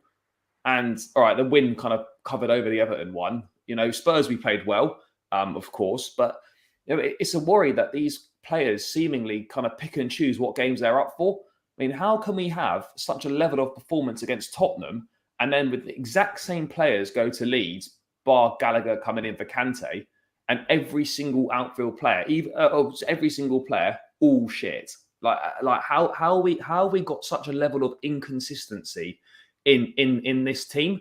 Like, how can 1 week Tuchel get like the maximum out of these guys against Tottenham, and the next week get absolutely nothing out of them? Like the biggest concern for me is that from week to week you don't know what Chelsea you're getting. Like Leicester on Saturday, we might get the one that turned up against Spurs. We might get, or we might get the Leeds Chelsea again. Like that's why we don't do well in the Premier League at the moment, because there's no consistency in this team at all. And we've got to get more out of what we've got. And I know you're a fan of changing to the 4, Laurenz, but at the end of the day, mate, look at the goals we've conceded this season. It makes no difference playing a back 4 or a back 5 to the goals we've conceded. Like they're most of them are individual mistakes. But that's my point, though. And so poor we marking concede from the a set goals piece. anyway. Yeah. Whether we play a back 3 or a back 4, so just play the 4. We haven't got the personnel for the 4. We went to the. I know it's only 4.5. We went to the 4 in the second half. It was crap. Like it was rubbish. So like people that want the 4, fine, you can want the 4, but let's be rational about it and let's be realistic about it. If the 4 was the answer to the problems, we'd be playing it. It's not. The 4 is not going to make us play better. We've seen us play a 4 and it's shit. Against Spurs, it was okay a couple of times. I mean, Spurs seems to be the only team that we actually turn up to want to play against, but the 4's not the answer. We haven't got the players for the 4. Thiago Silva in a 4 is going to be... do we have the players for the 3, bro?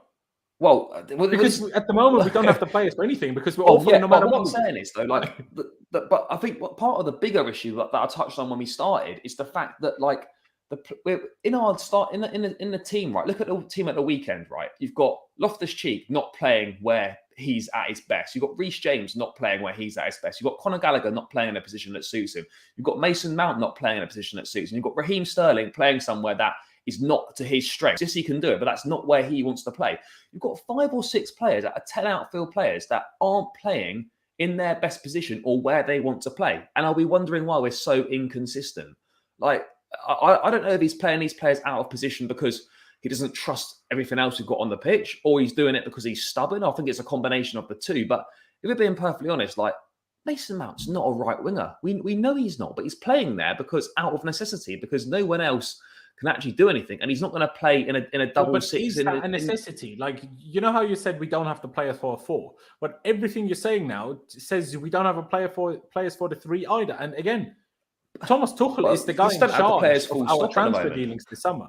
So if he thinks certain players were missing for a back 4 and he would want to change to a back 4, then he could just ask for a said player. Now, maybe not Rice. Maybe Rice is not attainable now. Whether he wants Rice or not, right? Who's 100% sure?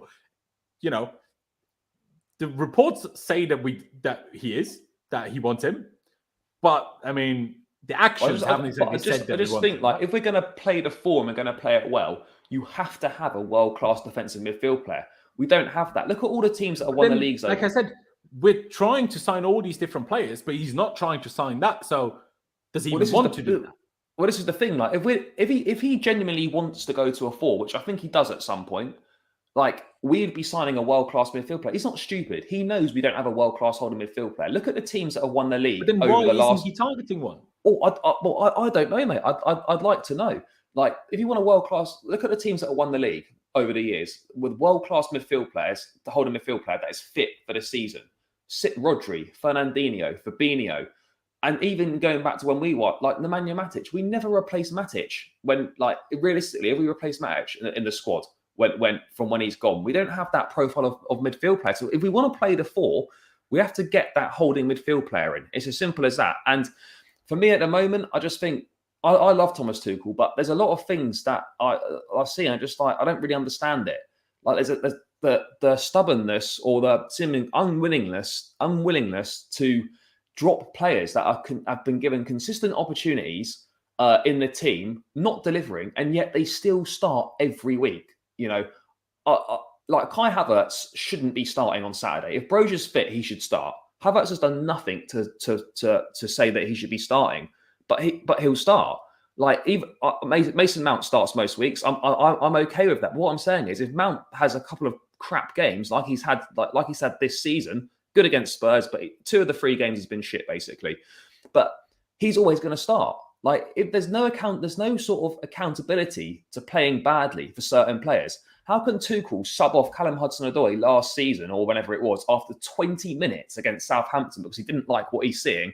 Yet the likes of Havertz have played 90 minutes against Leeds and other players as well, having absolute shockers, but they stay on the pitch. I don't understand it. It is bizarre. It really is. I think it doesn't help that we're playing players out of position all over the pitch. We're not playing to the strengths, I don't think, of the players that we've got. I mean, we discussed about Raheem Sterling like on your channel many times, mate, and we were happy for him to come in. I think it's a great signing, but for him to play wide, not for him to play down the middle. If it was for Sterling to play down the middle, I'd rather we wouldn't have signed him. It would have been better to sign Gabriel Jesus if we were going to play him down the middle. I don't know, mate. I just think, like, for me, even if we like, whether it's a 4, whether it's a 5, whatever it is, I think fundamentally, like, the way we play football is really doesn't help our attacking players at all. No, it doesn't, and that's my thing. Like if Thomas Tuchel doesn't want to play a back 4, I'm okay with that. Like, the manager is the guy that's in charge. Whether I want a back 4 or not, that's not the relevant part. What I want is us to play well and be good, right? Like, as much as people say, oh, that player's bad and that player's bad, these players are not bad, right? So we were battered by Tyler Adams, right? By Leeds. Tyler Adams is not better than our players, but they played better. Like, they clearly played better than we did, but not because they're all better players. Like, they're clearly not better players. They wanted so it we more. need to just find a way to play better. And at the moment, Tuchel isn't finding it. And that's almost matter of fact, except against Spurs somehow. That's one thing that I'd agree with, like, is that it's all very well spending the money and bringing the players in, fine. But part of your job as a manager is to get more out of what you've already got. And I'm sorry, but Tuchel he's not getting the most out of these attacking players. I'm not saying that another manager, not even just the attackers, out of all the players. I know, but I'm not saying another manager would come in and suddenly get more out of these players. I'm not saying that. But what I'm saying is, how can he try all these different combinations up front and whatnot? These players are not shit players. Like, so why every time we step on the pitch in the attack is nothing working? Like, these guys know how to play football. Like, we've got Raheem Sterling, like one of the most decorated players, English players, you know, Premier League proven, one of the best in the Premier League.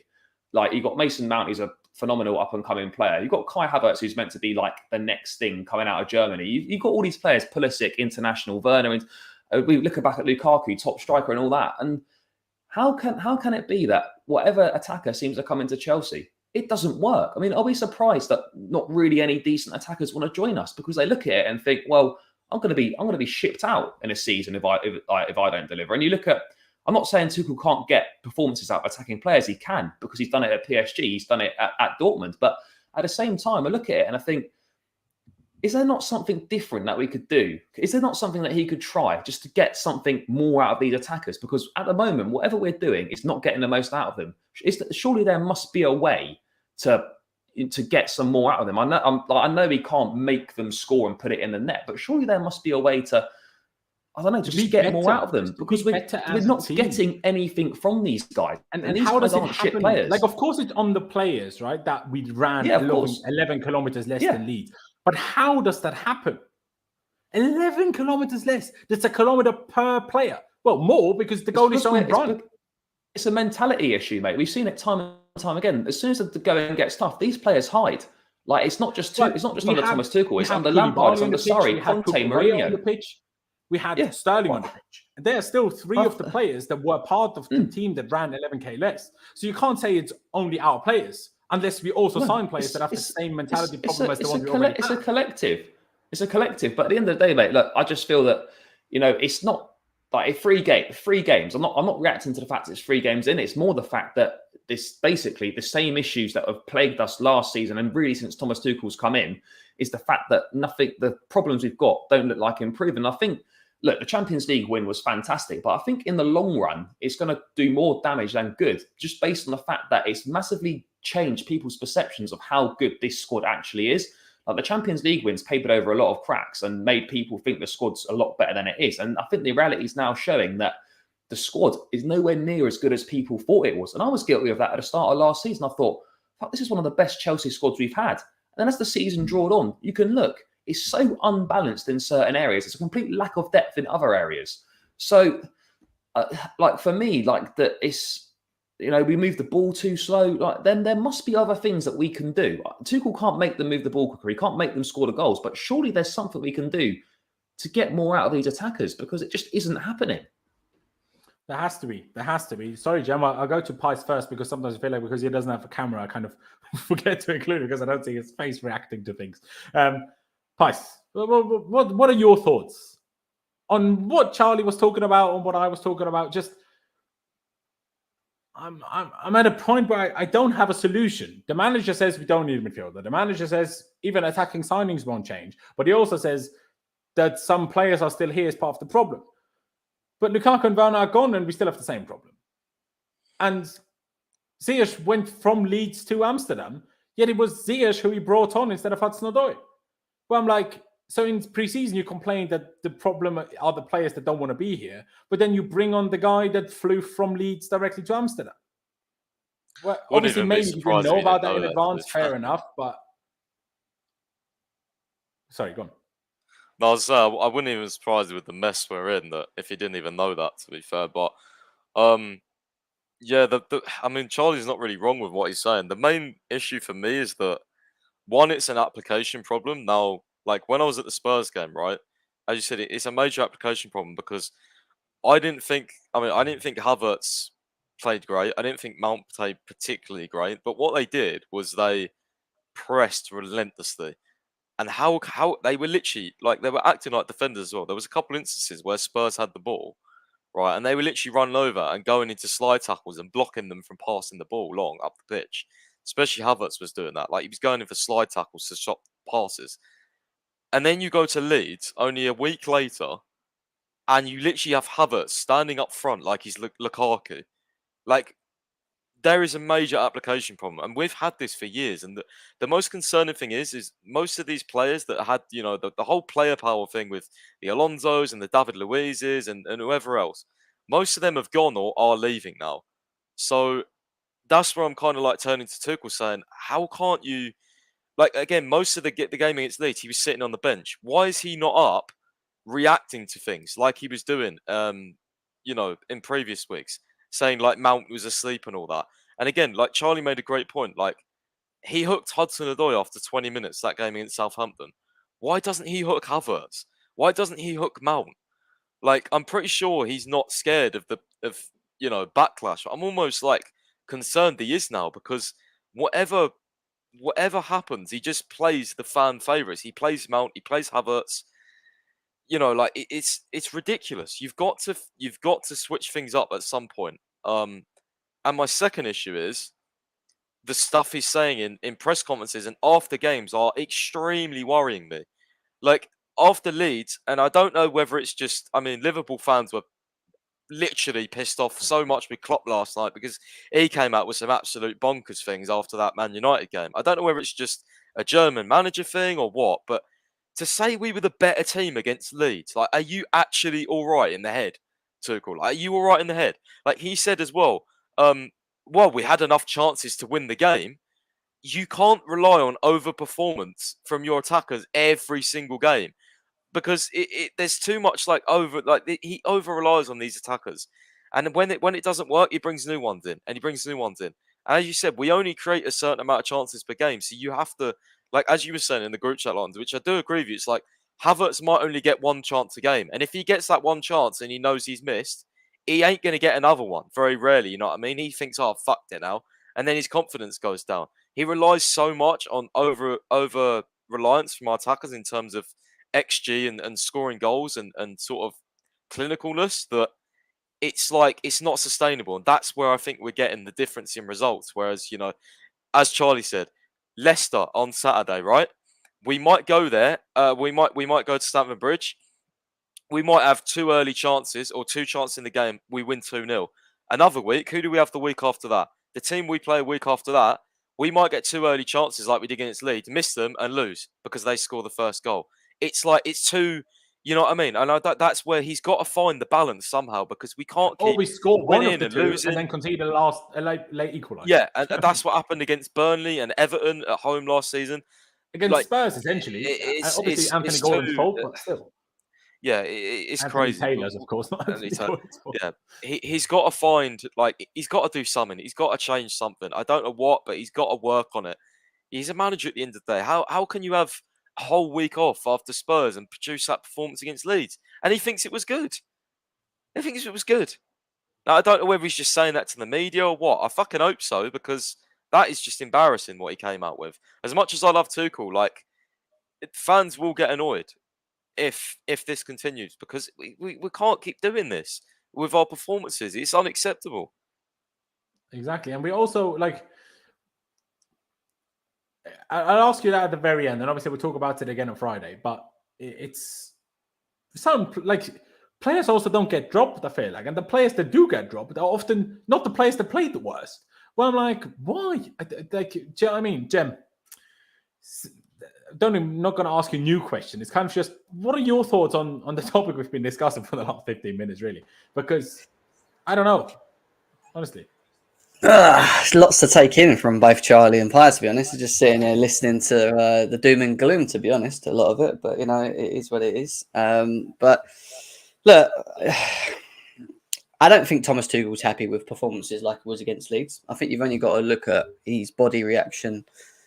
I don't think he got up much. Every time the camera went on him, he was just sitting on the bench. He just looked annoyed, you know, and ultimately, I don't blame him. I think there is some element of protection to players in many ways, which maybe he does in the media, but whatever happens behind closed doors, I'm pretty sure he's not. You know, there's some deep discussions in regards to how we played that game. I already said with the Leeds game, and I agree with what Charlie said. Inconsistency is the biggest issue. It was the issue last season. We somehow managed to play a certain level, which looks good to the eye. And the next minute, we're the complete opposite. And there is a massive mentality issue. And I was really annoyed with the Leeds game more than anything. And it weren't only just because of the individual errors, but it was three parts to that game that kind of annoyed me. And one of them stood out the most. One of them, first part of it was that we could have been 2-0 up, I think, within at least 20 minutes with Sterling's chant and Ruben Loftus-Cheek actually taking the shot. If you put Reece James in that position, I think he puts his foot through the ball. There was one other chance that we had, which I can't think of anymore. There was Mason one other Mount. chance. It was Mason Mount as well, wasn't it? I think he had one as well. The individual error thing, the individual error thing has always been an issue for us. I feel like when we lose games, it's always a part of our own doing, and it's a problem. What annoyed me the most out of everything is just the mentality. It's the bottle. You can lose games because we will lose games, but it's how you lose games in football. You know, and you've only got to use Man City for an example, and they didn't even lose. They drew that Newcastle game. But Newcastle took it to them. Newcastle played exactly the splitting image of the way Leeds played against us in terms of their pressing, their hard work, winning the ball up high up the pitch. At one point, they had like 90% possession compared to Man City, which is absolutely crazy. You're not going to see that many times this season. It's because it's application. Like Pierre said, they applied themselves. They worked hard. They made things work. And we've done that against Spurs. And ultimately, we shouldn't have drew that game. We should have won that game, and we know why we didn't for whatever reasons, in terms of refs and whatever else. But it's very weird that you get one performance where it works, the next minute it isn't. But at the same time, I kind of look at it and I say to myself, well, it kind of makes sense. And why it makes sense to me is that we still have specific players in this system that hinder the system. And I still think that. I still feel that as much as we can point fingers at Tuchel, and I agree, he should try and maybe get more out of the players that he has and try things differently. The problem I have is that whatever system he switches with these crop of players, I still feel you're going to be hindered in one part of the system, or one part area of the team, or two parts or three parts of the areas of the team. And why the midfield is a problem, we know the forward line is a problem. And I know Havertz is overplayed. I even think Mason Mount and Havertz have been both as bad, personally, in my opinion. I think they've both not been that great. But then you look at the bench and it's like, well, what are we doing here? All right, we give Broho the chance. He was injured last game round. He wasn't around. But you're looking at people like Ziyech, who wants to leave. You're looking at Christian Pulisic, who seems to be, for me, better off the bench rather than starting games. He looks like he has more impact sometimes. And but also, when was the last time he did start a game? Well, exactly. That's why they want to leave. Like, I do sympathise with them a little bit because, like, if you can't even like, I know can't we get in haven't the team got, when the players, instead of you're playing awfully, then what? like, fuck it. Like, if I know we might not have Broja, but next week or this week, but Havertz, man, he can't get away with that. Mendy even can't get away with that. How can you just get away with that? I don't understand. That's not the principle, and the whole precedent you set to the rest of the squad is completely wrong. That's how you get an unhappy squad. I mean, imagine if fucking Kepa did that at the weekend. It would literally, like, he'd be more finished than he already is. But Mendy can get away with numerous mistakes.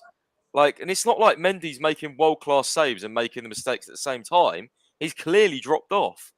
So that's another one I have an issue with, is Mendy. Like, what's the point in having a backup keeper? We might as well just keep Mendy the whole season and keep Bettinelli in case he gets injured. Like, what's the fucking point? I don't get it. Mean, the whole Kepa thing, I'm not even going to get into it because... No, do you see what I'm saying? It's the precedent you set, Jem. Like, I don't care if Kepa might not be better than Mendy. If you can't, I don't get it. If you can make a mistake that bad, okay, and be in this bad run of form, dating back to the middle of last season, whether, like, your opinions are Kepa or not, if you can't even get one game, one start, there is something majorly wrong. Like, what are you even coming into training for at that point? Like, can you not see how pissed off he would be? Like, how can you not? Like, it blows my mind. It blows my mind. I do get what you're saying, and I agree with you. The individual errors have to be cut out. Ultimately, why we're losing games is because that we can be dominating a game, not specifically winning, dominating, pressing, doing, whatever we're doing. But that lack of concentration by a certain individual, whether it's a midfield, whether it's a defender, whether it's the goalie, ends up putting us behind. And the issue once we get behind is that we just don't seem to have the bottle to know how to get back into games. And that's the worry. And why has that happened? Because we don't really have a spine. I don't look at that squad and think to myself, well, we have a spine from the goalie all the way down to our strike force. I don't. I think Thiago Silva and Koulibaly should be in defence when you look at it in terms of their experience. You go to the midfield, if Kovacic is around, maybe. But other than that, Kante, we've seen how inconsistent he's been, but how good he can be, like we did against Spurs on the other occasion. And you get to the forward line and it's like, where? And I don't look at Mason Mount as being a spinal player in that at the moment. So, there's still a lot of issues with this system. I do think just switching the system sometimes doesn't mean that it answers our questions. We've had these conversations in the group before. However, I do feel that certain specific profile players are still important in this system that need to be added. And one of the big ones for me is the creativity, because we are heavily reliant on our wing backs. And one thing that I've noticed when we aren't playing well and when it doesn't work is usually because our wing backs don't find themselves high enough up the pitch, and when they don't find themselves high enough up the pitch, it then adds double work and pressure on a forward line that are not even working as it is anyway, or struggling to find any form in themselves anyway. And that's when the whole system and the unbalance comes of the system, because it doesn't work. And that's a problem. You shouldn't be relying. If the wing backs are not having that game where they're doing what they do best up and down the pitch and and there's spaces in the middle for the forward line to run in. Then you either need a backup plan. Yeah, you need a backup plan, or you need creativity in other areas of the pitch, and that has to come deeper, i.e., from your midfield, or from a player in the forward line that has the creativity element of maybe, like I said, Rabbigas, but also the ability to dribble and make things happen for himself. Like, you need it across the pitch. Our problem is our sole reliance on creativity is always our blimmin' wingbacks. Jorginho does and do. Kovacic. And Kovacic when he's available. I know Jorginho sometimes in the Blue Moon does that great little pass round the back and we're through and whatever. I get that. But again, it goes back to what we all keep saying. No consistency. No consistency from players that are able to do that consistently. And that's why Reece James and Cucurella, as great as they are, will be heavily relied upon again this season if we stick to the free system to create. And it shouldn't be like that. We shouldn't be doing that. Another thing as well, like competition, just going back on what I said about Mendy and Kepa. Other point is, like, this is fact. Competition breeds success. Like, if you're Mason Mount and Kai Havertz, I don't care how good you think you are. They very well know they're playing bad performances. Like, they just know. They know in their head they've not done enough that game. Like, you can't tell me they look at that Leeds game and think, I did enough that game. But yet they know they'll still start the next game. Now, if they know if they play bad, they're going to get benched or dropped, I can guarantee you their performances will go up, even if it's by 20%. But because they know they can play shit and get away with it, whether they want to or not, of course they don't want to play shit, but they know Havertz knows and Mount know they start the Leicester game. If they know they have a risk of being dropped, that will improve them. That will make them more hungry. And it's wrong when, like, Ziyech or Pulisic, or if Broja comes in and plays a bad game, or Hudson-Odoi, they only get that one chance, you know what I mean? And if they don't play well, you won't see him again for 5 games. But Mount and Havertz can get away with it. And even Sterling will get away with it as well, because he's been guaranteed that role. That's the reason why he came here, because he was going to play all the time. That's why he left City. So it does worry me. It worries me massively. Real quick question for all of you, Scott. If Tuchel accommodated the system to suit the number of 8s that we have available in this team, would we get more creativity from them? Yes. For the forward line. Yes. So you feel that if we accommodated the system to the 8s, me and Laurenz were talking about this. If we played a 4-3-3 with Mount and Kovacic as the 8s, yes, we would create more chances. But then again, it's like, who is it on the defense? Well, I just think you get in better areas. I think you have more numbers in the box. I think you get closer to the goal. That's fine, but who's creating? I'm asking you. Out of our 8s, Mount is better creating. I think a big difference. But as good as Kovacic is, right, and we all love him, and he's great. His creative stats are poor. Like, he doesn't get many assists or score many goals. So, like, even if you play him in a number 8 system, is he going to be any more creative? But he doesn't get creative numbers anyway.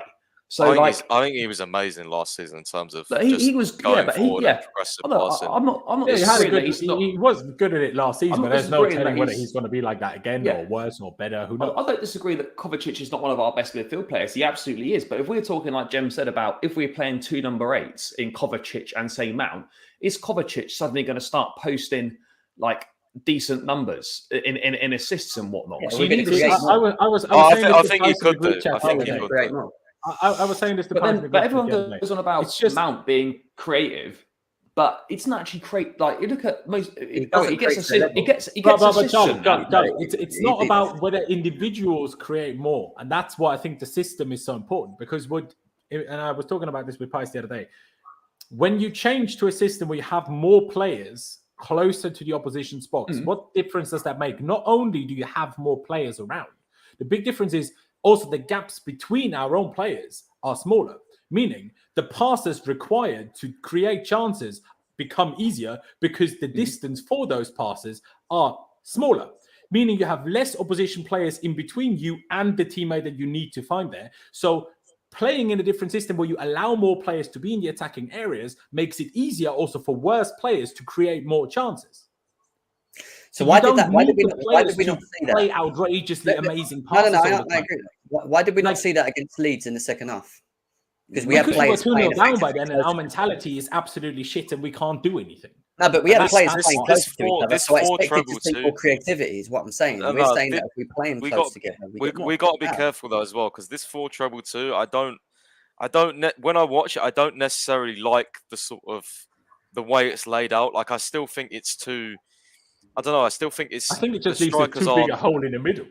Yeah, and also like they become like wide attacking mids, don't they? And then currently, right now, I don't think when we play two strikers, I don't think we've got anyone sort of amazing at linking up, and then you've got problems with chemistry and things like that. So, as Lauren said to me in the group chat, like, whatever we do now, it's gonna like if we start playing the four at the back more, it might not be any better anyway because we haven't had that time to work on it. So it's that's the next thing, because Jem said, why didn't it get better in the second half then? Well, because you can't just change a system and formation and expect it to work just because, right? No, but there should We have been also more didn't from get it, good though. at the back three, and our wing backs didn't get good at becoming wing backs just from one day to another. They just trained it every day, played it for 100 games or whatever. Of course, they're going to be good at that and much more used to that than playing a completely different system. And that's why I was so triggered already with Thomas Tuchel during the summer, because I was like, like Jem said, we need a back, even if we don't switch to a back four consistently, we need a backup plan for when our main system doesn't work.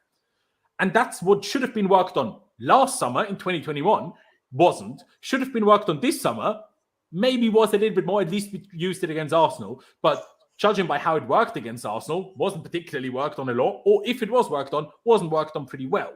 So you need, like, when Conte changed to the back three, I'm not sure if it's my internet or Charlie's internet, but he was frozen for me. Anyway, when Conte changed to the back three in that title-winning season, he had been, and I've said this on stream numerous times, but he had been working on that 3-4-3 throughout the whole of pre-season and also in training while we only had one game a week, while we still played a 4-2-4 in the first whatever few games it was of that season. But we still trained the 3-4-3 all the time throughout that whole process. So then once we changed to it, we knew what to do with it. Of course, if we now don't work on different systems, it's not just going to work. I don't agree that he doesn't train on the four in training, because he likes to switch systems in between games. So there's no way in hell you switch systems the way we do in games and not understand what is required in that system. Tuchel says a lot in press conferences, right? And yeah, no, I get that, but our manager, specifically, Tuchel tells us so many things. If he worked on a back four, he would just say, "Yeah, we work on different formations in training." He's never. No, but you're missing the point. I don't think he wants to specifically work on just one formation. I think he's a manager. No, of course not. Of course not. I think he's a manager that likes having the unknown, like not the unknown, but like people not being able to really work out. Yeah, well, it is. It feels like it, doesn't it? But in terms of like being able to adapt to different scenarios against different teams and to different moments of the game or times, because we're 1-0 up and we want to be a little bit more tighter in the middle, so we play a 3-5-2, or we're 1-0 behind and we're chasing the game. We've got the 3, but we want to switch it to the 4 in between the games. So we push Sterling and Havertz closer together, and we put, I don't know, Mount and whoever else, whatever, closer to the forwards. Like, what I'm saying is, I think they do that. You know, why I asked a question about the 8s earlier to you guys, about if he just switched the system to suit the 8s that we have in this team, would we get that creative element?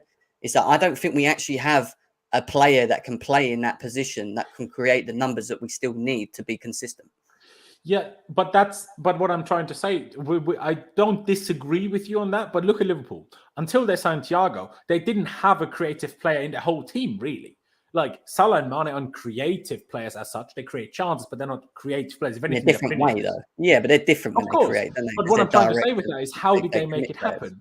By pressing high and getting close distances between them and their teammates. And therefore, it makes it much easier because you don't need the difficult passes. You don't need a ridiculous De Bruyne pass to Bernardo Silva on the weekend. If you, obviously, in that scenario, being 3-1 down against Newcastle, away at Newcastle having a good day, then you need something like that. And that's why it happens in football. You can't expect every game. I don't expect us to win the league either. But I expect us to, number one, and you say we work on different things, yeah. But we work on different things only to do them once we're losing. And our mentality isn't good enough to, once we're losing, do anything. It doesn't matter what we play. We could play in a 10-0-0 formation and we would still concede. We could play a 0-0-10 formation and we would still not score. Once we are losing 1-0, especially 2-0 down, it doesn't matter. Our team is fucked once we're 2-0 down. We can't do anything. Like we started the second half against Leeds. Like, okay, we had control. Gallagher should have scored. People forget about this because he was called offside, but it was wrong call. So if Gallagher scored, VAR would have overturned that and would have been back in it with 2-1. At that time, playing 4-2-2 with Gallagher out on the front right. And then out of nothing, Tuchel changed it to a 4-3-3 with Loftus-Cheek as the single 6 and Pulisic and Mason Mount as the number 8. Well, I'm like, Mason Mount hasn't played as a number 8 in, 2 years, basically. Christian Pulisic should never be playing there in the first place. And Thomas Tuchel is the first manager that came up with the idea of making Loftus-Cheek a single 6. So just because that system might be a good system, if you put Charlie spoke about it in the other formation, even in that formation, you put players in completely wrong positions. Well, I'm like, the issue with that then falls down to the crop of players you have in your team, because that tells me that you've got chemistry issues. You have issues that of players that are, like I keep saying, are hindered, that can play to a certain level or a formation, but then hindered when they're asked to play something different. And that's why I say we switch systems, we switch formations, and I've said this to you guys in group chats. We switch formations. We're not going to see what we really want to see because the crop of players that we have are inconsistent in providing the level that we need in that system, because where it may suit the fullbacks and someone in midfield, it might not suit the forwards. It might not suit whoever. That's a problem. That's a crop issue. Like the players that we have are just not able to adjust and adapt into the different ideas or systems that we want to play, and it's a problem. And that's because we still need to get rid of Deadwood. We still need to bring players in, evidently, and this is why I keep saying the word transition and about just trying to find the right players that suit him. And if some of them players that are players that we don't like, let's be serious, or we don't think should be paid, should be 60 million or 80 million or whatever.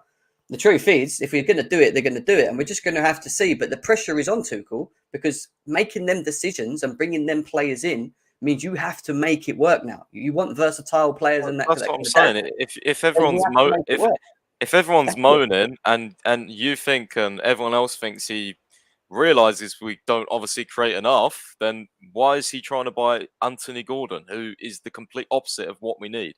That's why I'm so annoyed about it. What we feel. No, but it factually is, bro. He's not a creator. But what I'm saying, he's just another direct winger. There's a thread, right? I'm going to send it to you. Actually, there's a thread from Chelsea database, right? And he's talking about Anthony Gordon, and he talks about why you're right in terms of his creativity element being low in certain ways. The way he does create, and I'm not sticking up for him when I say this, but the way he does create, which may help us moving forward, is that he runs at players, he takes players on, he drags players towards him, and by doing that, he then releases the ball into the spaces.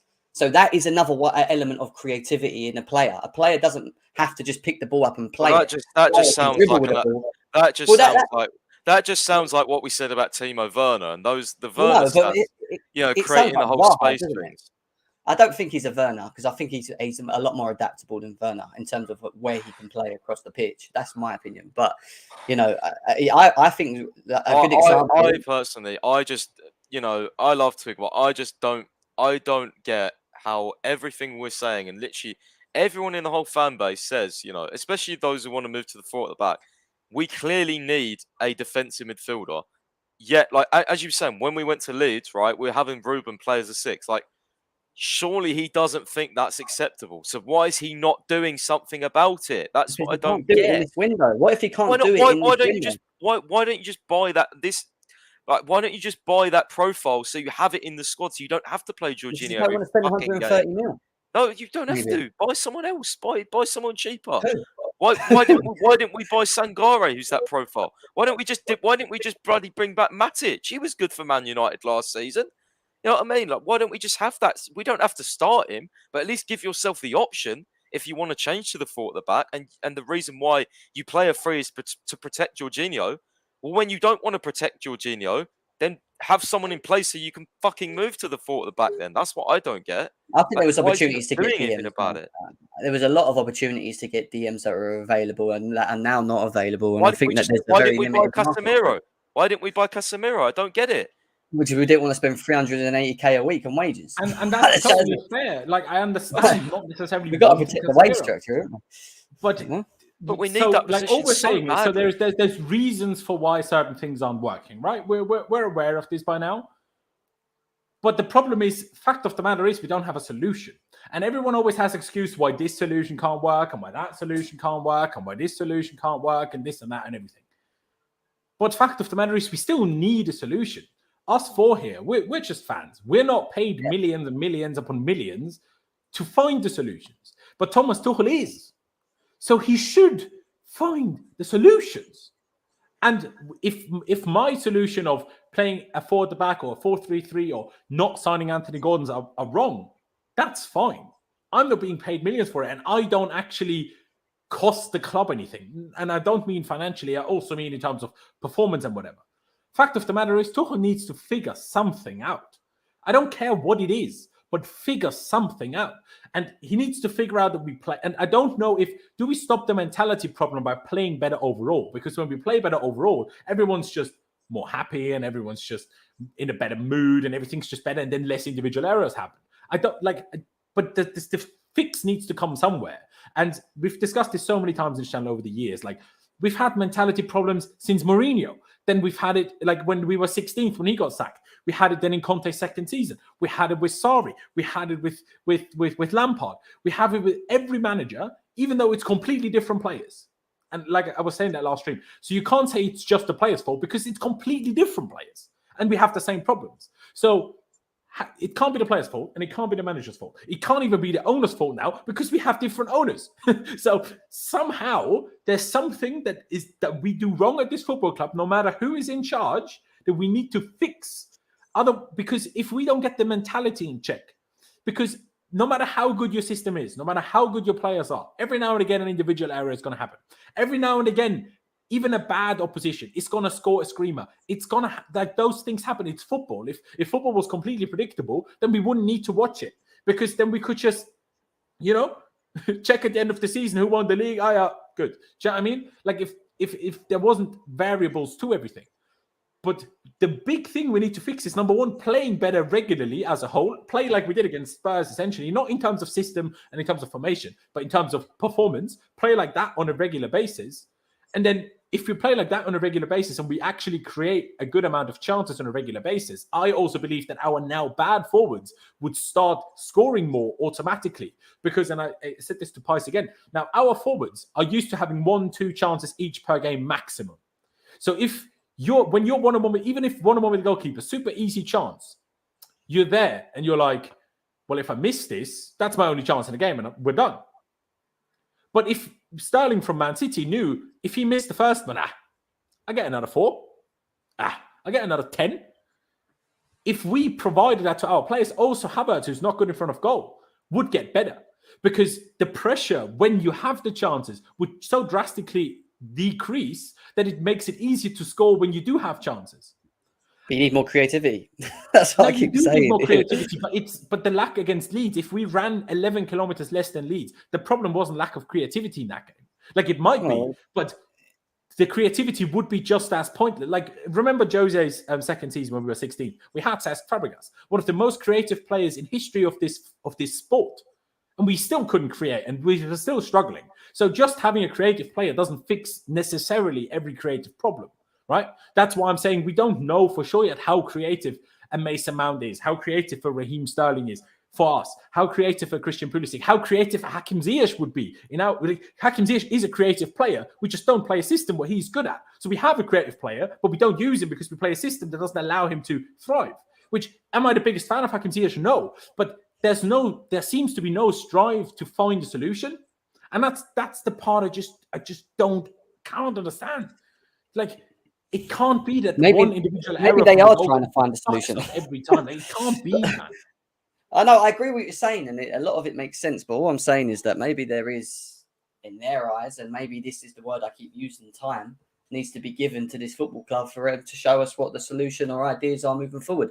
And I think Boehly's going to give Tuchel that. I don't think he's going to sack him. I don't think he'll be as relentless as what Roman Abramovich would be if he went through a certain phase where we're not doing too well, to be honest. But it all depends on what he has at his disposal, and ultimately how much of these areas that need to be sorted get sorted. and how quick they get sorted, you know. So I don't know. We'll see, won't we? We'll see what happens. Lots of unanswered stuff, which is normal, and I think we just have to accept that as Chelsea fans. There's a lot still of the unknown. Ever since we've had these new owners, we're still living that or teething on that sort of unknown.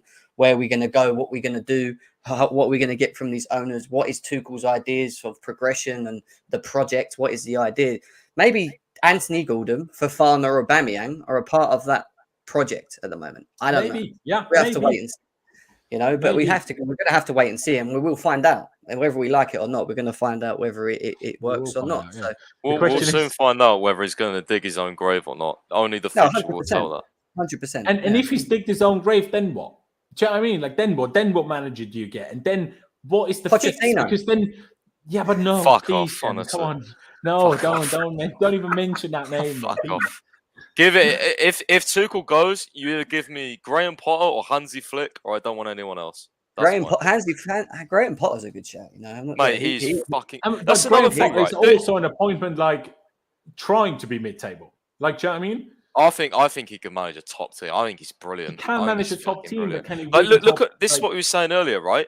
Chelsea, we're saying we need more creators. Look at Brighton's front line; they get like 2-3 XG a game. Like it also comes down to that compared to us. It's exactly like I don't. That's because they're more direct and they move the ball quicker and they all understand their role. People say, "Oh, Havertz isn't good enough, and Mount isn't good enough, and Pulisic isn't good enough, and they're all not good enough." I'm like, for us, yeah, how we currently played, they're not good enough. That doesn't necessarily guarantee wherever they go, they will be much better. No matter who it is, they will all be much better. That's with any attacker signings, because I'm like, I don't trust any of you to all be good for us too. Exactly. That's where I do admit it does come down to coaching. It has to improve. It has to, because as you said, if you put Havertz in a Brighton team, he's going to get more chances than he does for Chelsea. I guarantee you. And I think if Callum Hudson-Odoi was in the Everton team, Everton wouldn't even fight relegation last season. That's how much better I think than Anthony Gordon is. like, do you know what I mean? Like, sorry to take it back all the way to Anthony Gordon. The fact that he is supposedly good enough for Chelsea, but basically only stood out, but didn't actually. It took Iwobi essentially to save Everton, not Anthony Gordon. He didn't save fuck all. It was Iwobi that saved them, right? Any player that plays for Chelsea Football Club should be by far the best player when playing for a relegation fighting team. Do you know what I mean? Like Rafinha was for Leeds. He was by far and away their best player at everything. Anthony Gordon isn't that. Like, he might be good at dribbling and pressing. He is those things. He's good. He's decent, right? There's nothing wrong with that. He's an okay player. Like, fair enough. I don't have a direct problem with Anthony Gordon. But don't you need to be way better for a relegation fighting team to be good enough for us? Like, shouldn't that be our ambition? Shouldn't that be our standard? Like, we went from Eden Hazard to potentially Anthony Gordon. like I know the new Hazard. The Scouse Hazard, yeah, brilliant. This makes me depressed, man. Where's the old Tuchel gone, bro? All he did was sign technical world-class ballers, and now he just wants road runners. I don't get it. Makes me sad. I just think he wants young. When you look at what we've signed up to this point, he's like a Klopp, bro. He cares more about work ethic now than technical why is it just so different to sign a 21-year-old or use the 21-year-old you have at the club and basically haven't used anyway in the last 18 months? Like, let's be honest.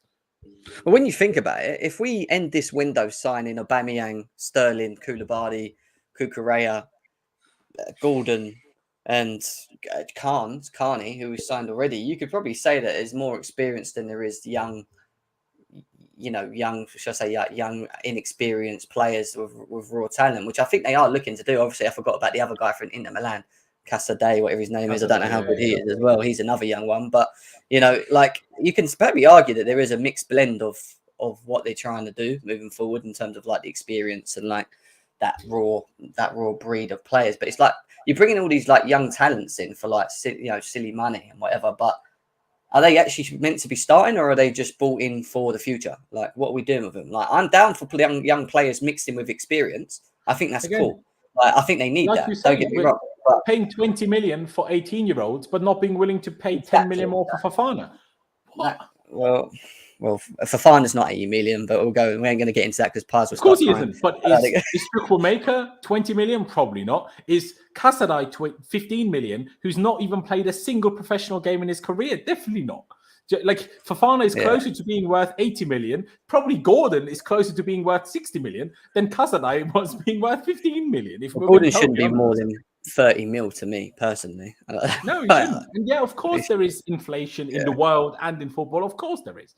But what can you do? It's been 2 hours now. It was supposed to be a shorter stream. Charlie said he doesn't have that long. Now he's sat here with us anyway. So Charlie, I appreciate you very much. Please do, everybody, go subscribe to Charlie's channel, The Blues Brothers, down below, as well as GNA TV, of course. Jem's channel is also linked down below. And please also follow Pice on Twitter and check out his website, chelseafc365.com. But yeah, ladies and gentlemen, it's not good times at the moment. Like, I was in such a good mood. Like, even though Anthony Taylor robbed us, I was still in a good mood for the whole week after the Spurs game. He played well. I was excited. I mean, everything was good. Now, the game, the transfer news, it's just like mind-boggling. TalkSport tweeted Everton want either Brozier or Gallagher on loan for Gordon. Whether that would lower the transfer fee or not. Yeah, sell us Gordon for 20 mil and we'll send you both on loan. Fuck off. Yeah, great deal. Do you know what I mean? Like, you have that. Do you know what I mean? But yeah, ladies and gentlemen, again, if you're new here, still, massive thank you again for 15,000 subscribers. To the ones that are not new, to the ones that are new, please do subscribe. We're on the long road now, but road all the same to 20K. So please do subscribe, smash the like button on your way out. But yeah, thank you guys for watching. Up the Chelsea, upwards and onwards, bloody hell. And we'll see you next time.